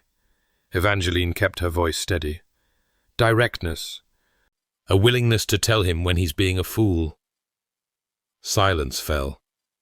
Sebastian had gone very still beside her. The dowager's expression revealed nothing. Then, incredibly, the old woman laughed. "Well," she settled into the best chair without being invited, arranging her skirts with the ease of long practice. "At least you have spirit. That's more than I expected from a country nobody." "Aunt," Sebastian began, warning in his voice. "Oh, hush. If the girl can't handle plain speaking, she has no business being a duchess." The dowager's eyes fixed on Evangeline again. "Sit, child. We have much to discuss, you and I." Evangeline sat, her back straight, her hands folded in her lap. Sebastian remained standing, a protective presence at her shoulder. "You've created quite the scandal," the dowager continued. "A midnight wedding in a ruined church. A vicar's pronouncement with half the village as witness. It's the most entertainment society has had in months. I regret any embarrassment to the family." "Do you? How fortunate." The dowager's smile was thin. "The question is not whether you regret it, but what you intend to do about it. You are Duchess of Hartwell now, like it or not. That title carries expectations, obligations that cannot be shirked simply because you were not raised to them." "I have never shirked an obligation in my life." "No, I don't suppose you have." The dowager's gaze flicked to Sebastian. "She has steel, this one. I'm not sure whether to be impressed or alarmed." "You should be both," Sebastian said quietly. "I am." Something passed between aunt and nephew, a communication Evangeline couldn't quite read. Then the dowager nodded, a sharp, decisive gesture. "Very well. I will stay 1 week, time enough to assess the situation and provide what guidance I can. You will listen to my counsel, girl, whether you like it or not. And when I leave, you will be prepared to take your place in society without embarrassing this family further." "And if I refuse your counsel?" The dowager's eyebrows rose. Then you will make your own mistakes and suffer the consequences. I am not your enemy, child, whatever you may think. I am simply a woman who has spent 50 years navigating the treacherous waters of society and has no patience for those who refuse to learn from experience. It was not a warm welcome, but it was not the attack Evangeline had expected either. She looked at Sebastian, saw the surprise barely hidden behind his careful mask, and felt something like hope stirring. 1 week, she said. I accept your terms, Your Grace. Augusta. The dowager's smile softened almost imperceptibly. If we are to spend a week in each other's company, you might as well use my name. The week that followed was the most exhausting of Evangeline's life. Augusta Ashworth was relentless. She drilled Evangeline on etiquette, precedents, table settings, forms of address. She criticized her wardrobe, her posture, her accent, her tendency to speak too directly. She was cutting, demanding, and utterly without mercy. She was also, Evangeline gradually realized, exactly what she needed. You have potential, Augusta announced on the 4th day, as they took tea in the vicarage parlor. Sebastian had been banished for the afternoon, leaving them to what the dowager called women's business. Your manners are acceptable if unfashionable, and you have the intelligence to learn quickly, but you lack polish, girl, refinement, the kind of effortless grace that marks true breeding. I was not bred for this life, obviously, but breeding can be compensated for with sufficient effort. The question is whether you're willing to make that effort. Evangeline set down her teacup. May I speak frankly, Your Grace? Augusta. And yes, I find I prefer your frankness to the simpering agreement I usually receive. I did not marry Sebastian for his title. I did not scheme to become a duchess. The circumstances that brought us together were genuinely accidental, and if there had been any honorable way to avoid marriage, I would have taken it. And yet here you are. And yet here I am. Evangeline met the older woman's eyes. I cannot undo what has been done. I can only move forward, trying to be the wife Sebastian deserves and the duchess this family requires. If your counsel can help me achieve that, I will listen. But I will not pretend to be something I am not, and I will not apologize for my origins or my character. Augusta studied her for a long moment. Then she nodded slowly. My nephew, she said, was a different boy before his mother died. Warm, open, quick to laugh. Her death changed him, made him more serious, more guarded. And then the business with his brother. She shook her head. He has spent 7 years punishing himself for something that was not his fault, building walls so high no one could breach them. I had given up hope that anyone ever would. I don't know that I have breached them. You have made a start. Augusta's voice softened. The way he looks at you, the way he speaks of you, it is not the way he looks or speaks of anyone else. You have reached something in him, child, something I thought dead beyond resurrection. Evangeline felt heat rise in her cheeks. We barely know each other. Knowledge comes with time. What matters is the foundation. Augusta leaned forward. Let me tell you something about the Ashworth men, since you have married one and will likely raise others. They feel deeply, too deeply, some would say. They love with an intensity that can be destructive if unchecked. Sebastian's grandfather nearly bankrupted the estate pursuing a woman who did not love him in return. His father drove away everyone who might have helped him after his wife's death. His brother. She paused. Well, you know what happened to his brother. Sebastian fears he carries the same capacity for destruction. Yes, and he is not wrong to fear it. Augusta's gaze was steady. But the capacity for great destruction is also the capacity for great devotion.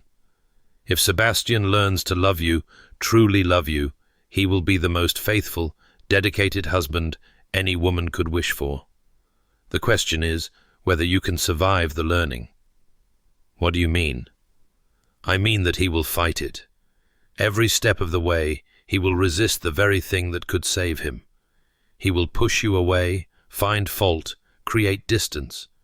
He will do everything in his power to prove that he is not worthy of love, because accepting that he might be would require him to risk everything. Augusta's voice dropped. The woman who destroyed his family taught him that love is manipulation, that trust leads only to betrayal. You will have to teach him differently, and it will not be easy. Evangeline absorbed this, turning it over in her mind. The pattern Augusta described it matched everything she had observed. Sebastian's careful distance, his sudden moments of warmth followed by retreat, the way he seemed startled by his own feelings. Why are you telling me this? Because you need to understand what you're facing. And because... Augusta hesitated, the first uncertainty Evangeline had ever seen from her. Because I failed my nephews. Both of them. I saw the danger, saw the woman working her poison, and I said nothing. I told myself it was not my place to interfere, that they were grown men capable of making their own decisions. And then Richard was dead, and Sebastian was frozen, and I had to live with the knowledge that my silence had helped destroy them both. You couldn't have known. I knew. Augusta's voice was sharp. I knew exactly what she was, and I said nothing, and my silence killed my nephew as surely as the bullet that stopped his heart. She met Evangeline's eyes. I will not make that mistake again. Whatever happens between you and Sebastian, you will not face it alone. You will have my support, my counsel, my protection. I owe that much to his mother's memory, if nothing else. It was not affection, not yet, but it was alliance, offered freely, and Evangeline recognized the value of it.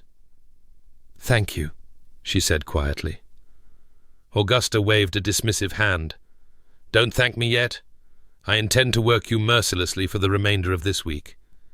By the time I leave, you will be prepared to enter society without embarrassing yourself, or you will have collapsed from exhaustion trying. Despite herself, Evangeline smiled. I don't collapse easily. No. Augusta's lips quirked. I don't imagine you do. The end of the week brought an unexpected development. Lady Helena Cavendish arrived in the village without warning, accompanied by her father and an entourage that suggested a social campaign rather than a casual visit. She was beautiful. Evangeline had to admit that, with raven hair and porcelain skin, and the kind of elegant figure that made even simple travelling clothes look like court dress. She was also, it became immediately clear, furious. My dear Duke, Helena swept into the vicarage parlour where Sebastian and Evangeline had been taking tea with Augusta, her smile sharp enough to draw blood. I came as soon as I heard the extraordinary news, marriage, to a country vicar's daughter. How unexpected. Sebastian rose, his expression cooling several degrees.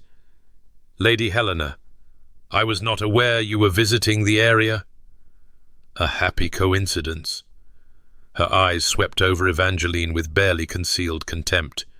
You must be the bride. How quaint. Lady Helena. Evangeline inclined her head, refusing to rise to the bait. Welcome to our humble village. Humble indeed. Helena's laugh tinkled like breaking glass. Tell me, how did you manage to trap the most elusive bachelor in England? The ton is simply dying to know. There was no trap. Sebastian's voice was ice. The circumstances of our marriage are well documented. Oh yes, the collapsed roof, the convenient storm. Helena's eyes glittered. So romantic, almost as if it were staged. The implication hung in the air. Evangeline felt her temper rising but forced it down. This woman wanted a reaction, wanted to provoke her into some vulgar display that could be reported back to London society. "I assure you," Evangeline said mildly, "if I were capable of controlling the weather, I would put the ability to far better use than trapping unsuitable dukes." Augusta made a sound that might have been a suppressed laugh. Sebastian's lips twitched despite his rigid posture. Helena's smile faltered. "I meant no offence, of course. I merely wondered—" "You wondered how a woman without fortune or connections could possibly attract a man like Sebastian." Evangeline rose, drawing herself to her full height. "The answer, Lady Helena, is that I did not try to attract him. I challenged him, argued with him, told him truths no one else dared speak. And somehow, against all probability, he found that more appealing than the simpering agreement he receives everywhere else." Silence fell. Helena's lovely face had gone pale with fury. "How refreshing!" Her voice was brittle. "I do hope such novelty sustains a marriage. In my experience, men tire of challenge eventually and return to what is comfortable." "Then perhaps your experience has been with the wrong men." Sebastian stepped to Evangeline's side, his hand coming to rest at the small of her back. "I find myself more intrigued by my wife each day, not less. But I thank you for your concern." The dismissal was absolute. Helena stood frozen for a moment, her composure cracking. Then she swept toward the door, pausing only to deliver a final barb. "I do hope you're not too overwhelmed by your new position, Mrs. Forgive me, Your Grace." She stumbled deliberately over the title.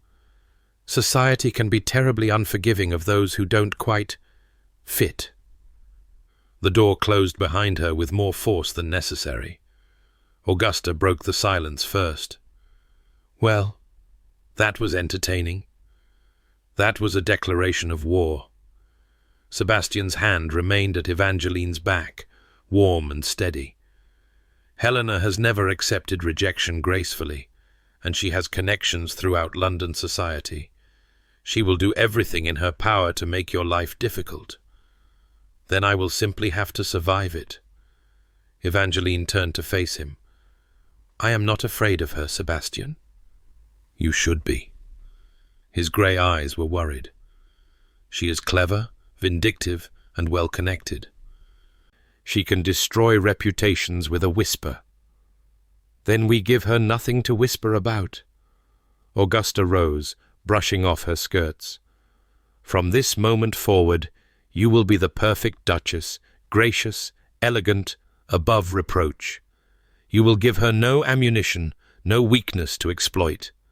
And when you finally take your place in society, you will do it with such impeccable dignity that even Lady Helena Cavendish cannot touch you." It sounded exhausting. It sounded terrifying. But Evangeline straightened her shoulders and nodded. "Teach me," she said. "Teach me everything." The third week of Evangeline's marriage brought a shift she hadn't expected. Sebastian began staying later each day, finding excuses to extend their time together. He brought books from London classical texts he had ordered specially, volumes on ancient civilizations that made her eyes light up in a way that seemed to fascinate him. He asked questions about her childhood, her dreams, the person she might have been if circumstances had been different. And he began to touch her.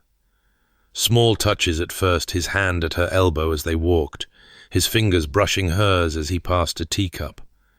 Then bolder ones, his arm around her waist as they stood at the window, his lips against her hair when he thought no one was watching.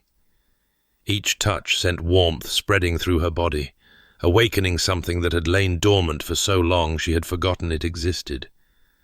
She was attracted to her husband, genuinely, viscerally attracted, in a way that had nothing to do with duty or obligation. And from the heat in his grey eyes when he looked at her, from the tension in his body when they stood too close, the attraction was mutual. They were sitting in the garden one evening, watching the sunset paint the sky in shades of gold and rose, when Sebastian finally broke the careful distance between them. "Evangeline." She turned to find him watching her with an intensity that made her breath catch.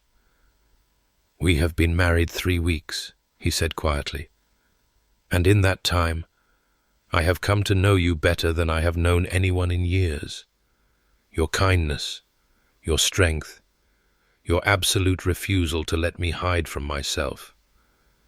He paused, something shifting in his expression. "I find myself wanting." "Wanting what?" "You."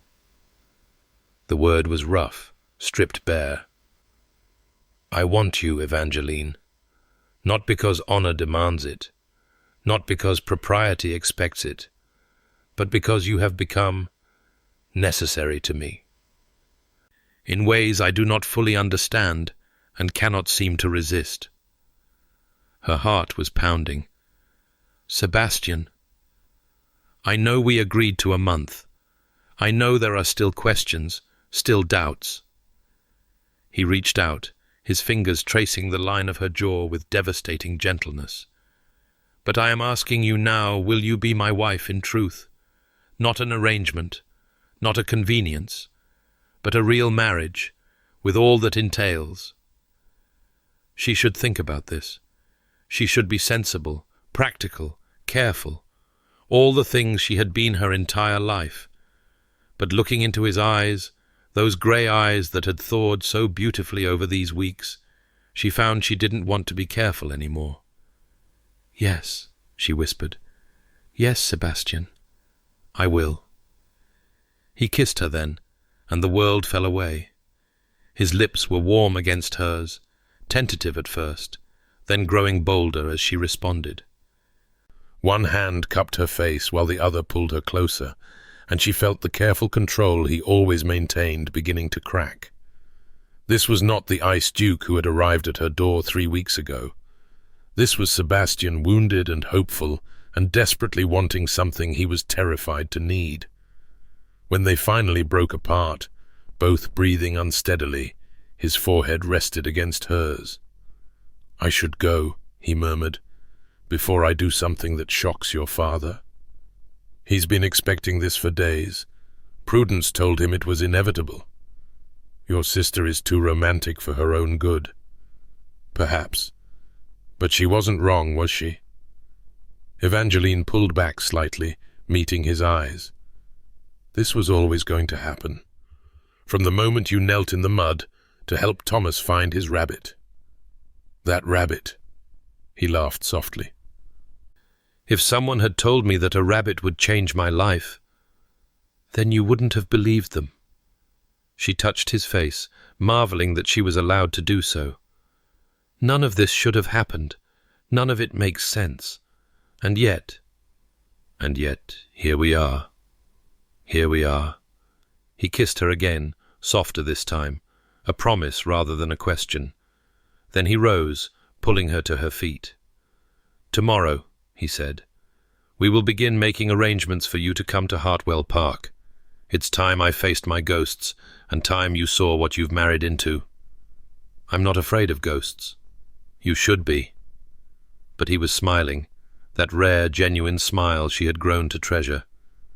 "Mine are particularly persistent." He left her standing in the garden as the last light faded, her lips still tingling from his kiss, her heart full of a hope she had never expected to feel. She was falling in love with her husband, and against all odds, she believed he might be falling in love with her too. The 4th week began with sunshine and ended in ruins. Preparations for Evangeline's move to Hartwell Park were underway, and the vicarage hummed with activity. Trunks were packed, farewells were planned, and Thomas had made her promise at least 7 times that he could visit and see the Duke's horses. Sebastian was lighter than she had ever seen him, still guarded with others, but with her, something had opened. He laughed more. He touched her freely, casually, as if he had been doing it for years. He spoke of the future, their future, with a certainty that made her chest ache with happiness. It couldn't last. She should have known it couldn't last. The assembly in the nearby town of Ashworth was a modest affair by London standards, but for the village it was the social event of the season. As the newly married Duchess of Hartwell, Evangeline was expected to attend on her husband's arm their first public appearance as a couple. She dressed carefully, in a gown Augusta had helped her select, with her hair pinned in a style that was elegant without being ostentatious. When Sebastian saw her descending the stairs, his expression made every hour of preparation worthwhile. "You are exquisite," he said quietly, taking her hand. "You sound surprised." "Not surprised. Grateful." He pressed a kiss to her palm. "Shall we scandalize the countryside together?" The assembly was everything Augusta had warned her about: curious eyes, whispered comments, society matrons assessing her worth with every glance. But Sebastian stayed by her side, his hand at her waist, and gradually the whispers faded into background noise. They danced, and Evangeline discovered that her husband moved with unexpected grace. They talked with neighbours, accepted congratulations, played the part of a happily married couple so well that she forgot they were playing at all. Lady Helena arrived late, making an entrance designed to draw every eye. Her gown was stunning, her beauty undeniable, her smile sharp as broken glass. "Your Grace," she curtsied to Evangeline with mocking precision. "How delightful to see you looking so comfortable in your new role." "Thank you, Lady Helena. I find comfort comes easily when one is content." "Content?" Helena's laugh was brittle. "Such a modest ambition. I suppose contentment is all one can hope for in a marriage of convenience." "Our marriage," Sebastian said coldly, "is no longer your concern." "Is it not?" Helena's eyes glittered. "Then perhaps the circumstances of your courtship are not my concern either. Perhaps the truth about what really happened that night in the church. There is no truth beyond what has already been told." Evangeline felt ice forming in her stomach, though she kept her voice steady. "A storm, a collapsed roof, an honourable resolution. An honourable resolution to a situation someone very carefully arranged." Helena's smile widened. "Tell me, Your Grace, did you know the roof had been weakened deliberately? Did you know that someone ensured it would collapse at precisely the right moment to trap you together?" The noise of the assembly seemed to fade. Evangeline was aware of Sebastian going rigid beside her, of faces turning toward them, of the horrible understanding dawning in his grey eyes. "What are you saying?" His voice was dangerously quiet. "I'm saying that your romantic accident was no accident at all." Helena produced a folded paper from her reticule. "I have here a statement from the builder who weakened those beams. He was paid quite handsomely, though he claims not to know by whom. But the timing, the precision, the convenient outcome—" Her eyes fixed on Evangeline. "Someone wanted you trapped with the Duke.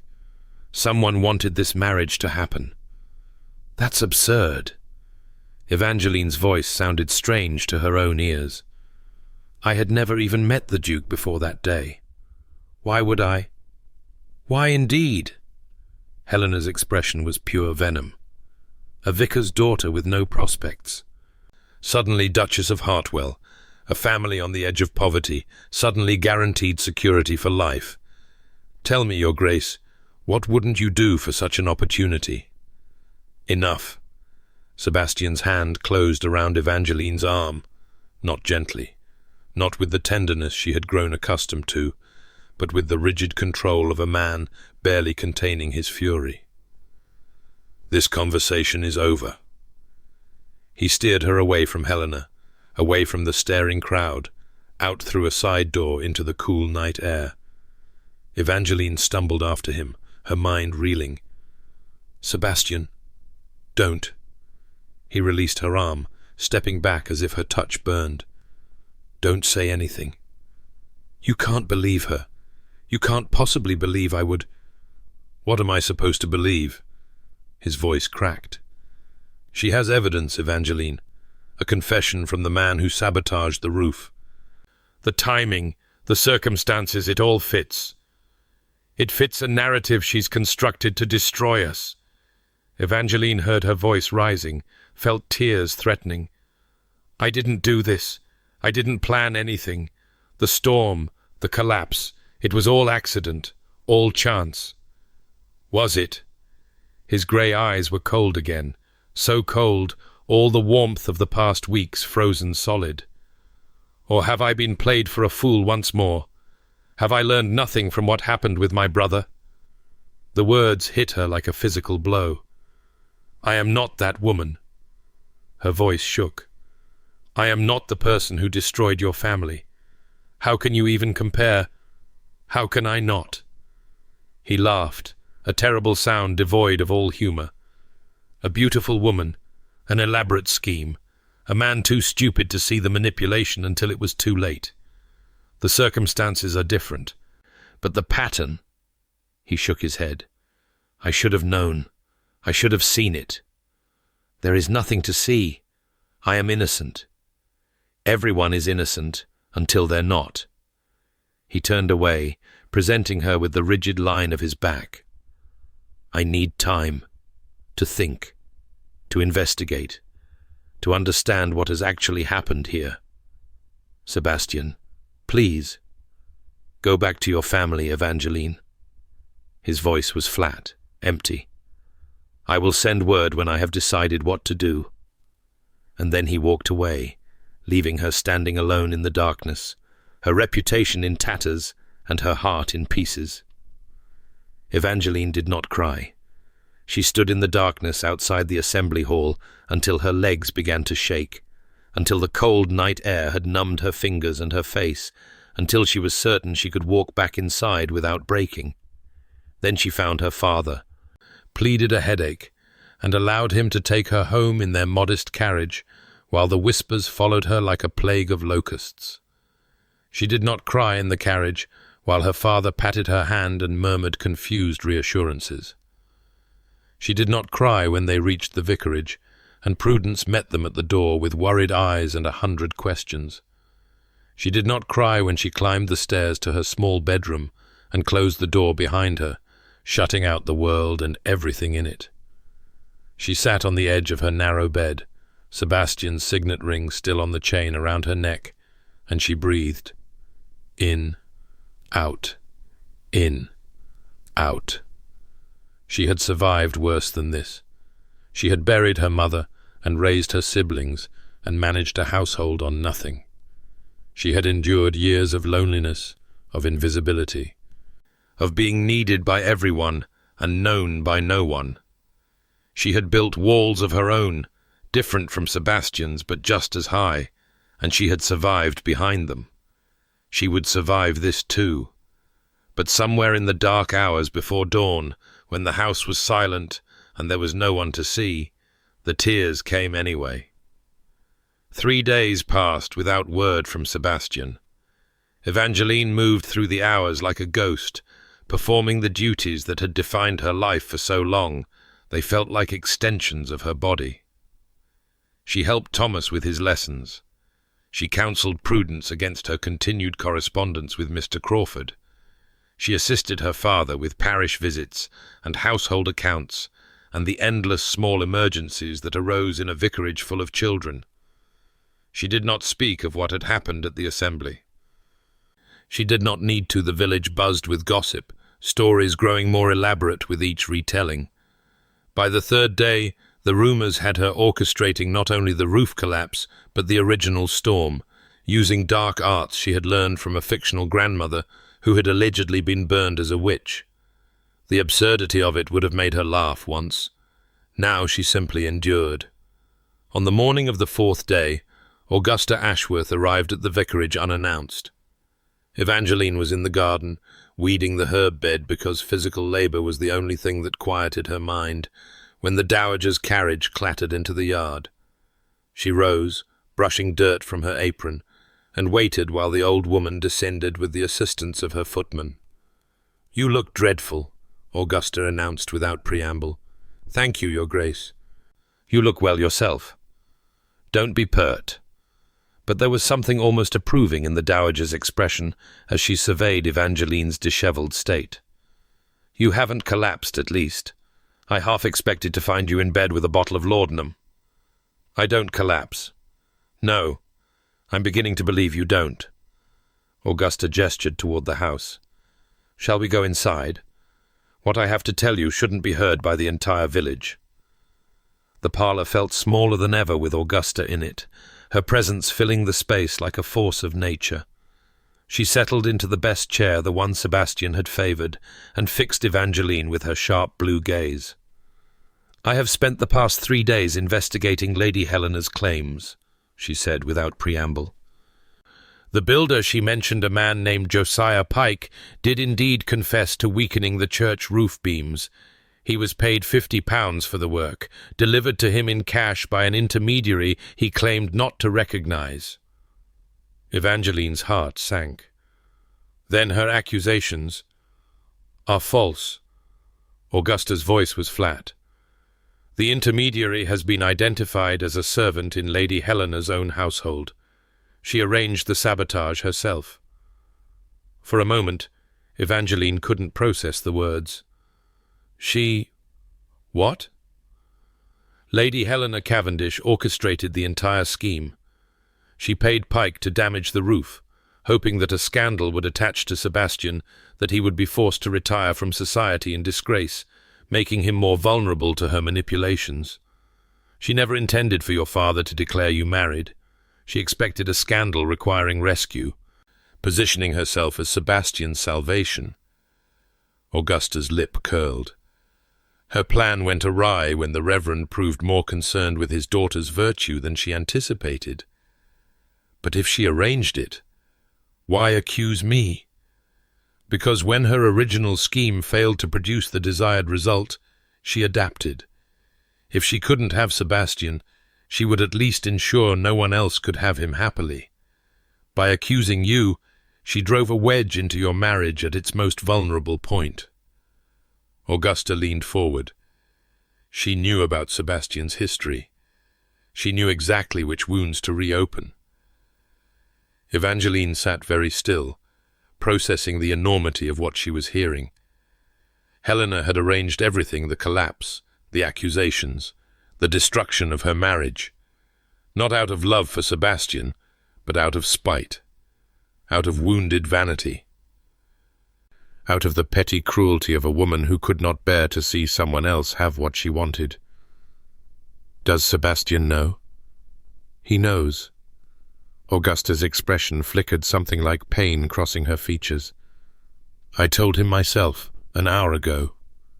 And he said nothing.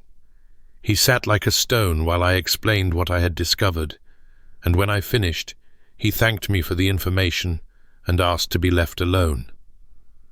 The dowager's voice softened slightly. He is not handling this well, Evangeline.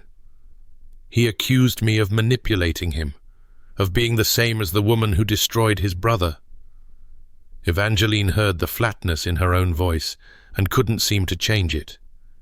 He looked at me like I was a stranger, worse than a stranger, like I was an enemy.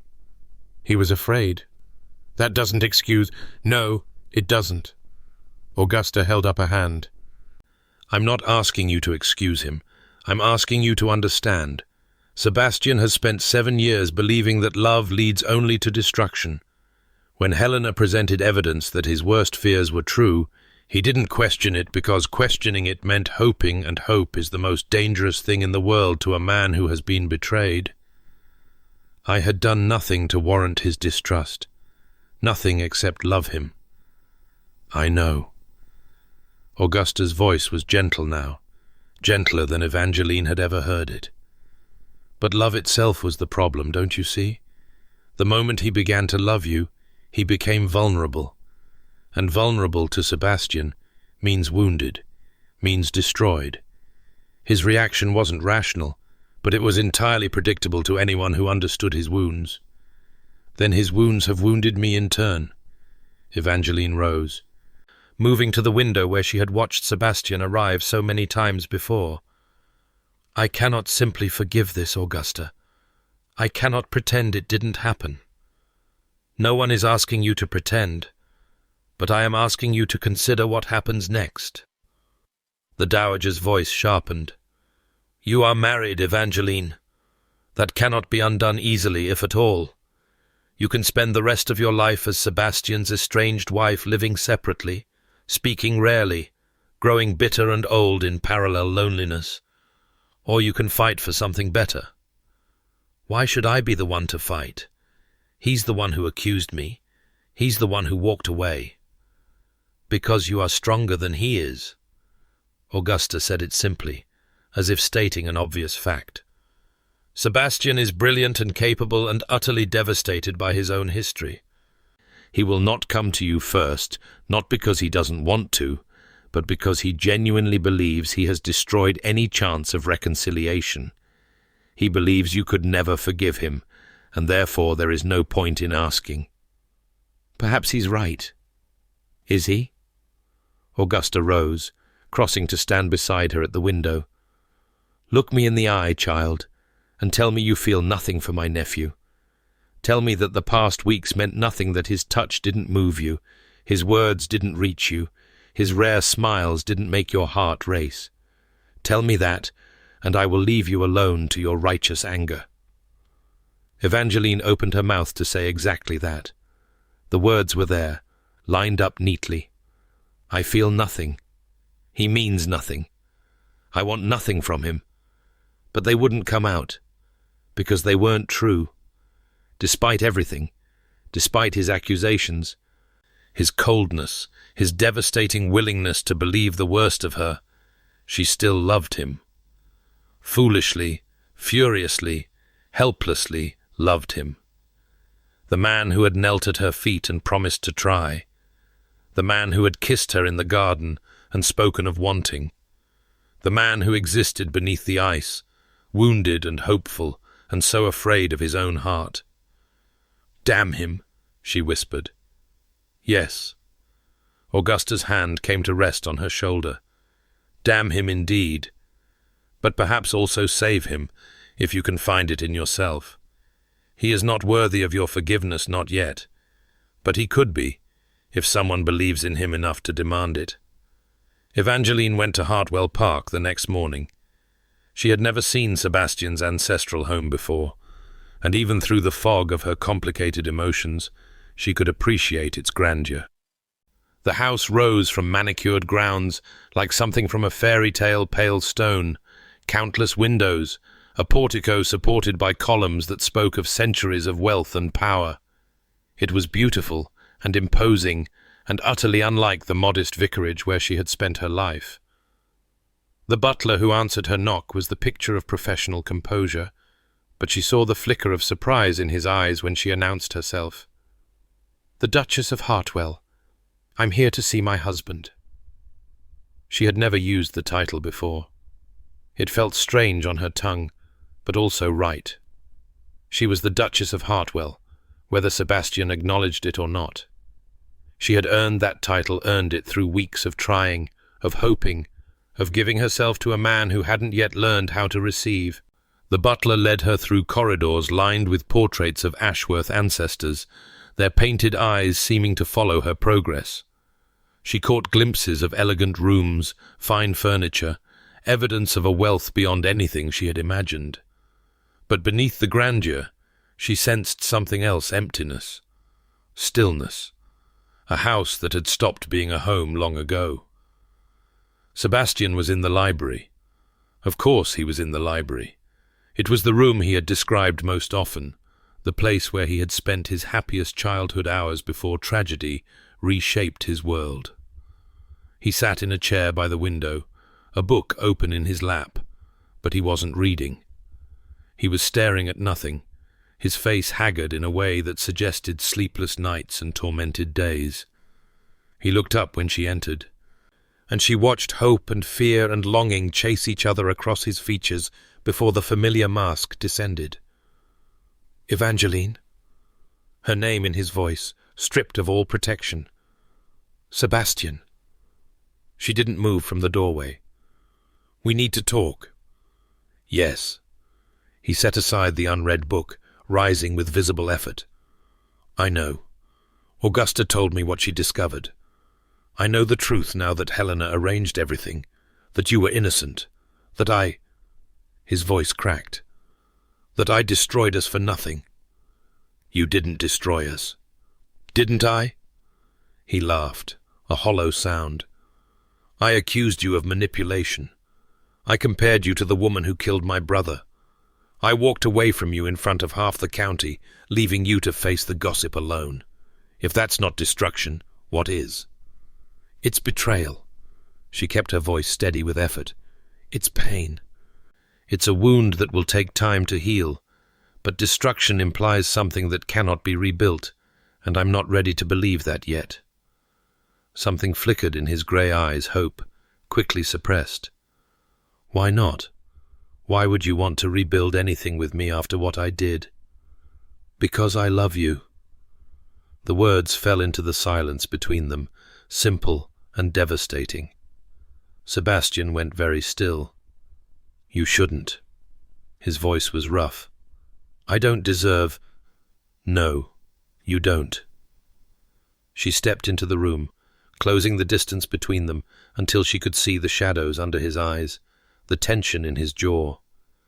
You don't deserve my love, or my forgiveness, or any chance at happiness.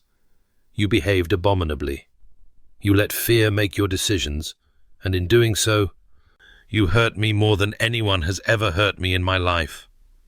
Evangeline, I'm not finished. She held up a hand. You broke my heart, Sebastian. You took everything I had given you, my trust, my hope, my belief that we could be something real, and you threw it away because a vindictive woman told you a clever lie. You chose to believe the worst of me without evidence, without investigation, without even asking for my side of the story. You condemned me in your heart before I ever had a chance to defend myself. He flinched, as if she had struck him. I know. Do you? Do you understand what it felt like to stand there, watching the man I loved look at me like a stranger?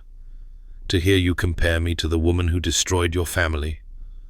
Her voice shook despite her efforts. You knew me, Sebastian. You knew my character, my history, my heart. And you chose to believe I was capable of elaborate manipulation rather than accepting the simpler truth that we found each other by accident, by chance, by grace. I was afraid. The words came out broken. I was falling in love with you, and it terrified me. When Helena presented her evidence, part of me, God help me, part of me was almost relieved. Because if you were a schemer, if you were using me, then I didn't have to risk anything. I could retreat behind my walls and tell myself I had escaped disaster. He met her eyes, and his were bright with unshed tears. But the disaster was losing you, and I didn't understand that until you were gone. Evangeline felt her anger warring with her compassion, the fury at what he had done battling the love that refused to die despite everything. This man had wounded her deeply. But he was wounded too, scarred by a history that had taught him trust was foolish and love was dangerous. He was wrong, but he was also trying to be right. I meant what I said at the assembly, she said quietly. When we agreed to this marriage, I asked you to try, to feel, to be more than the frozen man the world believes you to be. I tried. I failed. You failed once. That's not the same as failing forever. She reached out, her fingers brushing his jaw the first time she had touched him since that terrible night. I'm asking you again, Sebastian, not to be perfect, not to never make mistakes, but to try, to fight for this instead of running from it, to choose me even when you're afraid, especially when you're afraid. How can you still want that? His voice was ragged. After everything? Because the alternative is worse. She stepped closer, close enough to feel the warmth of his body. I spent 7 years not wanting anything for myself, not dreaming, not hoping, not believing I deserved more than duty and sacrifice. And then I met you, and for the first time, I wanted something. Wanted it so badly I was willing to risk everything to have it. And I destroyed that wanting. You damaged it, but it's not destroyed. Her hand slid from his jaw to rest over his heart. I still want you, Sebastian. I still love you. And I am willing to fight for our marriage if you are, but only if you fight too. I cannot do this alone. I cannot carry us both. For a long moment he didn't move. She could feel his heart racing beneath her palm, could see the battle playing out behind his eyes. Fear against hope. Habit against change. The comfortable prison of isolation against the terrifying freedom of genuine connection. I don't know how. His voice was barely a whisper. I don't know how to be the man you deserve. Then learn. She pressed her hand harder against his chest. Learn with me. Make mistakes and apologize for them. Fall short and try again. Be imperfect and broken and afraid, but be present. Be here. Don't retreat into the ice when things get difficult. And if I fail again, then we deal with it together, the way married people do. She managed a small smile. I've been told I'm rather formidable when it comes to managing crises. Something shifted in his expression. Something cracked open, releasing years of frozen emotion.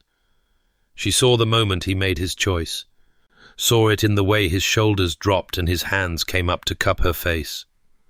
I love you. The words were raw, unpolished, clearly unfamiliar in his mouth. I have loved you since you lectured me about my failures in a ruined church, and I have been too frightened to admit it, even to myself. I love your honesty and your strength, and your absolute refusal to let me hide. I love the way you manage your family, and the way you challenged me, and the way you saw past my walls when no one else even knew they existed. Sebastian, I'm not finished. His thumbs traced her cheekbones, gentle as a whisper. I will fail you again. Not the same way, never that way again, but in other ways, smaller ways, because I am damaged and imperfect and still learning how to be human. But I swear to you, Evangeline, on whatever honor I have left, that I will never stop trying. I will never retreat without a fight. I will never choose fear over you again. That's a significant promise. It's the most significant promise I've ever made. He rested his forehead against hers. Will you hold me to it? Will you call me on my failures and demand better, and refuse to let me settle for less than what we could be? Yes. The word came out thick with emotion. Always. He kissed her then, not the gentle kisses of their courtship, but something deeper, desperate, a claiming and a surrender all at once. She felt herself melting into him, her anger dissolving into the certainty that this was right, that they were right, that whatever difficulties lay ahead, they would face them together. When they finally broke apart, both breathing unsteadily, he pulled her close and held her as if afraid she might disappear. I don't deserve you, he murmured into her hair. Probably not. She pressed her face against his chest, breathing in the scent of him. But you have me anyway. Try not to waste it. His laugh was shaky but real. I'll do my best. See that you do. She pulled back to meet his eyes. Now what do we do about Lady Helena? The warmth in his expression cooled to something harder. Helena will face consequences for what she's done. I've already begun proceedings. Her actions constitute criminal sabotage, and the builder is prepared to testify against her. Will that be enough? It will be enough to ruin her socially, which is the only punishment she would truly feel. His jaw tightened. She valued her position in society above all else. Losing it will destroy her more thoroughly than any legal action. Good. Evangeline felt no guilt for the satisfaction in her voice. She tried to destroy us. She deserves to face the consequences. Bloodthirsty. His lips curved slightly. I approve. I learned from the best. She took his hand, twining her fingers through his. What happens now? Now? He looked around the library, at the house that had been his prison for so long. Now I introduce my wife to her new home. Properly this time. And then we begin building the life we should have started weeks ago. That sounds... She paused, searching for the word. That sounds wonderful, actually. It does, doesn't it? He raised their joined hands to his lips. Welcome to Hartwell Park, Evangeline. I hope you'll be happy here. She looked at him, this complicated, wounded, trying man, and felt hope bloom in her chest for the first time in days. I think I will be, she said. Eventually. The months that followed were not easy. Rebuilding trust was harder than building it the first time, and there were days when old wounds reopened unexpectedly. Sebastian retreated sometimes, caught in patterns of behavior too deeply ingrained to break overnight. Evangeline's patience frayed, and words were exchanged that both regretted. But they kept trying. They developed rituals, morning tea together, evening walks through the grounds, a weekly dinner where they practiced the radical honesty they had promised each other. Sebastian learned to recognize when his walls were going up and to fight them down before they became barriers. Evangeline learned to ask for help when she needed it, to accept that leaning on her husband was not weakness. The Blackwood family visited often. Thomas became a regular fixture at Hartwell Park, absorbed in the library and the stables and the endless wonders of a great estate. Prudence abandoned Mr. Crawford entirely after meeting a young naval lieutenant at Evangeline's first ball as Duchess, a match that eventually led to a quiet wedding and a posting to Portsmouth. Marcus came to discuss theology with Sebastian and left with a respect for the Duke that he had never expected to feel. Augusta remained a frequent presence, her sharp tongue somewhat softened by genuine affection. She had found in Evangeline the daughter she never had, and in watching her nephew slowly thaw, a redemption for her own past failures. The scandal Lady Helena had tried to create became, as Sebastian predicted, a romantic legend. The story of the Duke who fell in love with a vicar's daughter in a ruined church, who defied society to marry her, who was nearly torn apart by a jealous rival, but emerged stronger for the trial. It was the kind of tale that captured imaginations. Evangeline found herself celebrated rather than condemned, her straightforward manner and obvious devotion to her husband winning over even the most determined critics. Helena herself disappeared from society entirely, her reputation destroyed by the exposure of her schemes. Rumours placed her in various locations, a convent in France, a distant cousin's estate in Scotland, a small house in the countryside where she lived in genteel poverty. Evangeline found she didn't care where Helena was, as long as she was nowhere near Hartwell Park.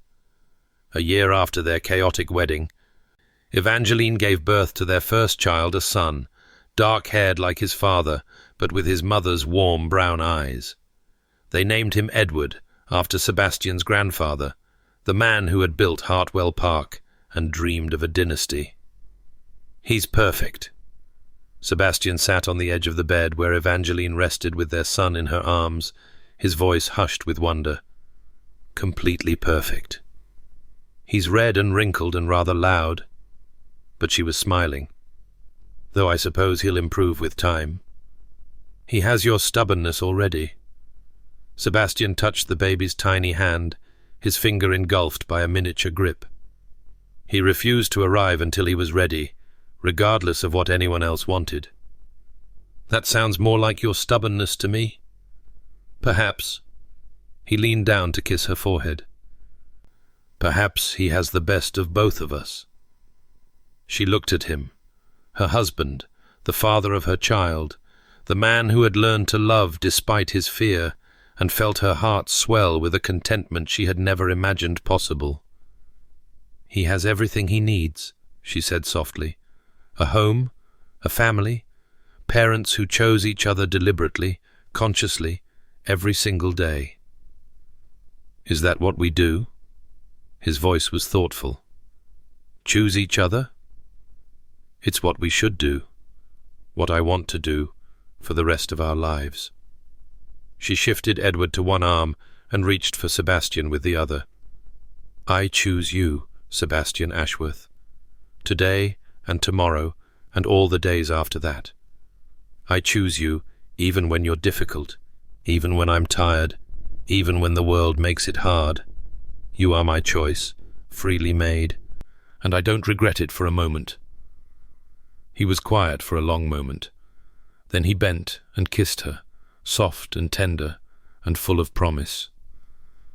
I choose you too, he murmured against her lips. Today and always. You and Edward and whatever children come after. This family, this life, this love that I never believed I could have. Edward chose that moment to wail, breaking the romantic spell with practical demands that could not be ignored. They both laughed, the easy laughter of partners who had weathered storms together and emerged stronger for the trial.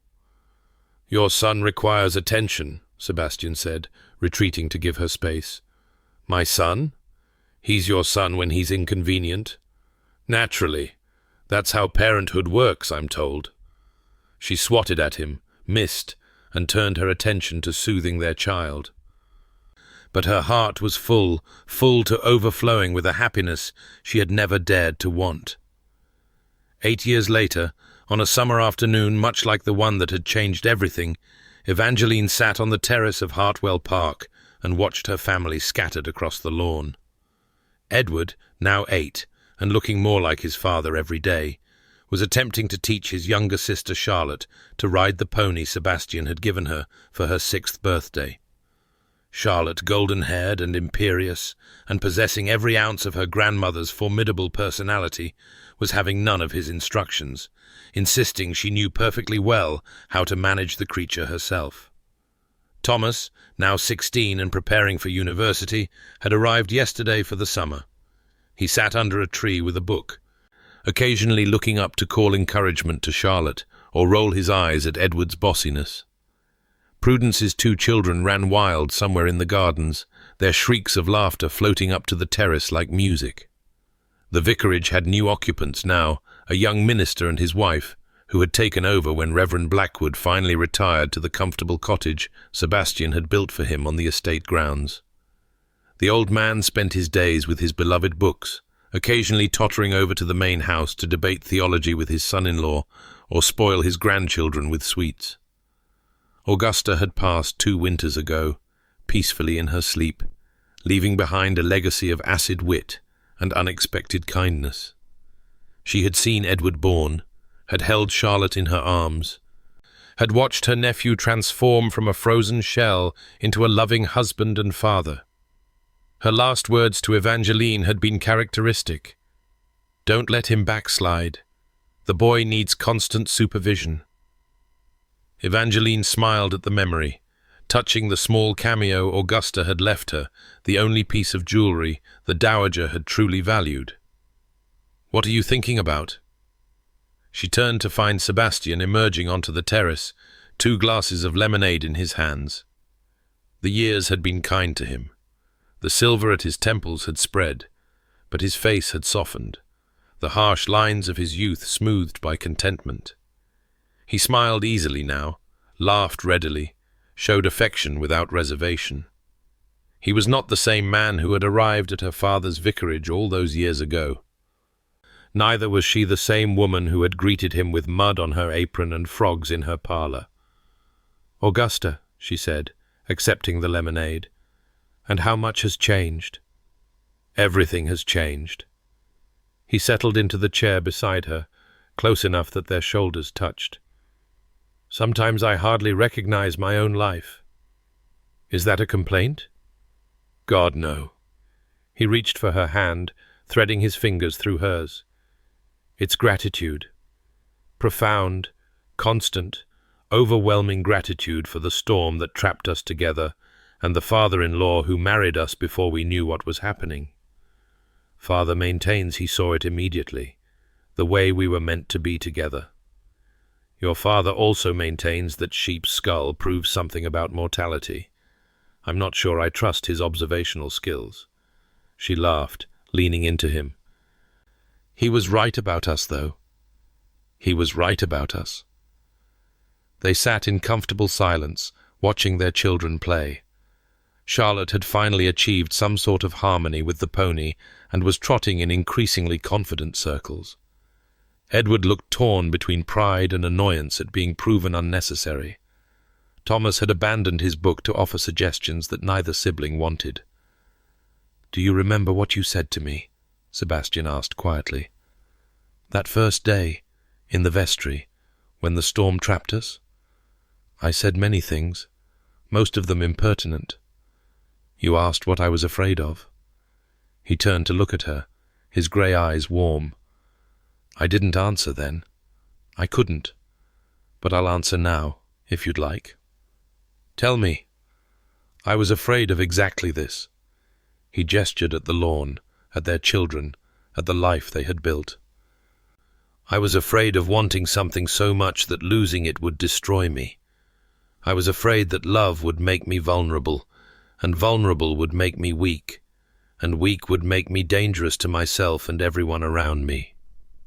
And now I understand that I had it backwards." He squeezed her hand. "Love doesn't make you vulnerable. It makes you strong. Loving you, loving our children, being loved in return. It's the source of every good thing in my life. The courage to be better. The reason to try." He paused, something shifting in his expression. "You saved me, Evangeline. That night in the church, when you refused to let me hide behind my walls, you saved me from a lifetime of frozen emptiness. I don't know if I've ever properly thanked you." "You've thanked me every day, every time you chose to stay instead of retreat. Every time you fought through your fear instead of giving in to it." She lifted their joined hands and pressed a kiss to his knuckles. "You've thanked me with Edward and Charlotte, and this beautiful life we've built together. That's all the thanks I need." "Papa! Mama!" Charlotte's voice rang across the lawn. "Watch me. I'm going to make Buttercup jump." "Charlotte Ashworth, don't you dare." But Sebastian was already rising, striding across the terrace and down the steps to intercept their daughter before she could attempt anything too ambitious. Evangeline watched him go, this man who had once been frozen and was now so wonderfully, thoroughly alive. He reached Charlotte and swept her off the pony, her protests dissolving into giggles as he tickled her mercilessly. Edward rolled his eyes in theatrical disgust, but was smiling.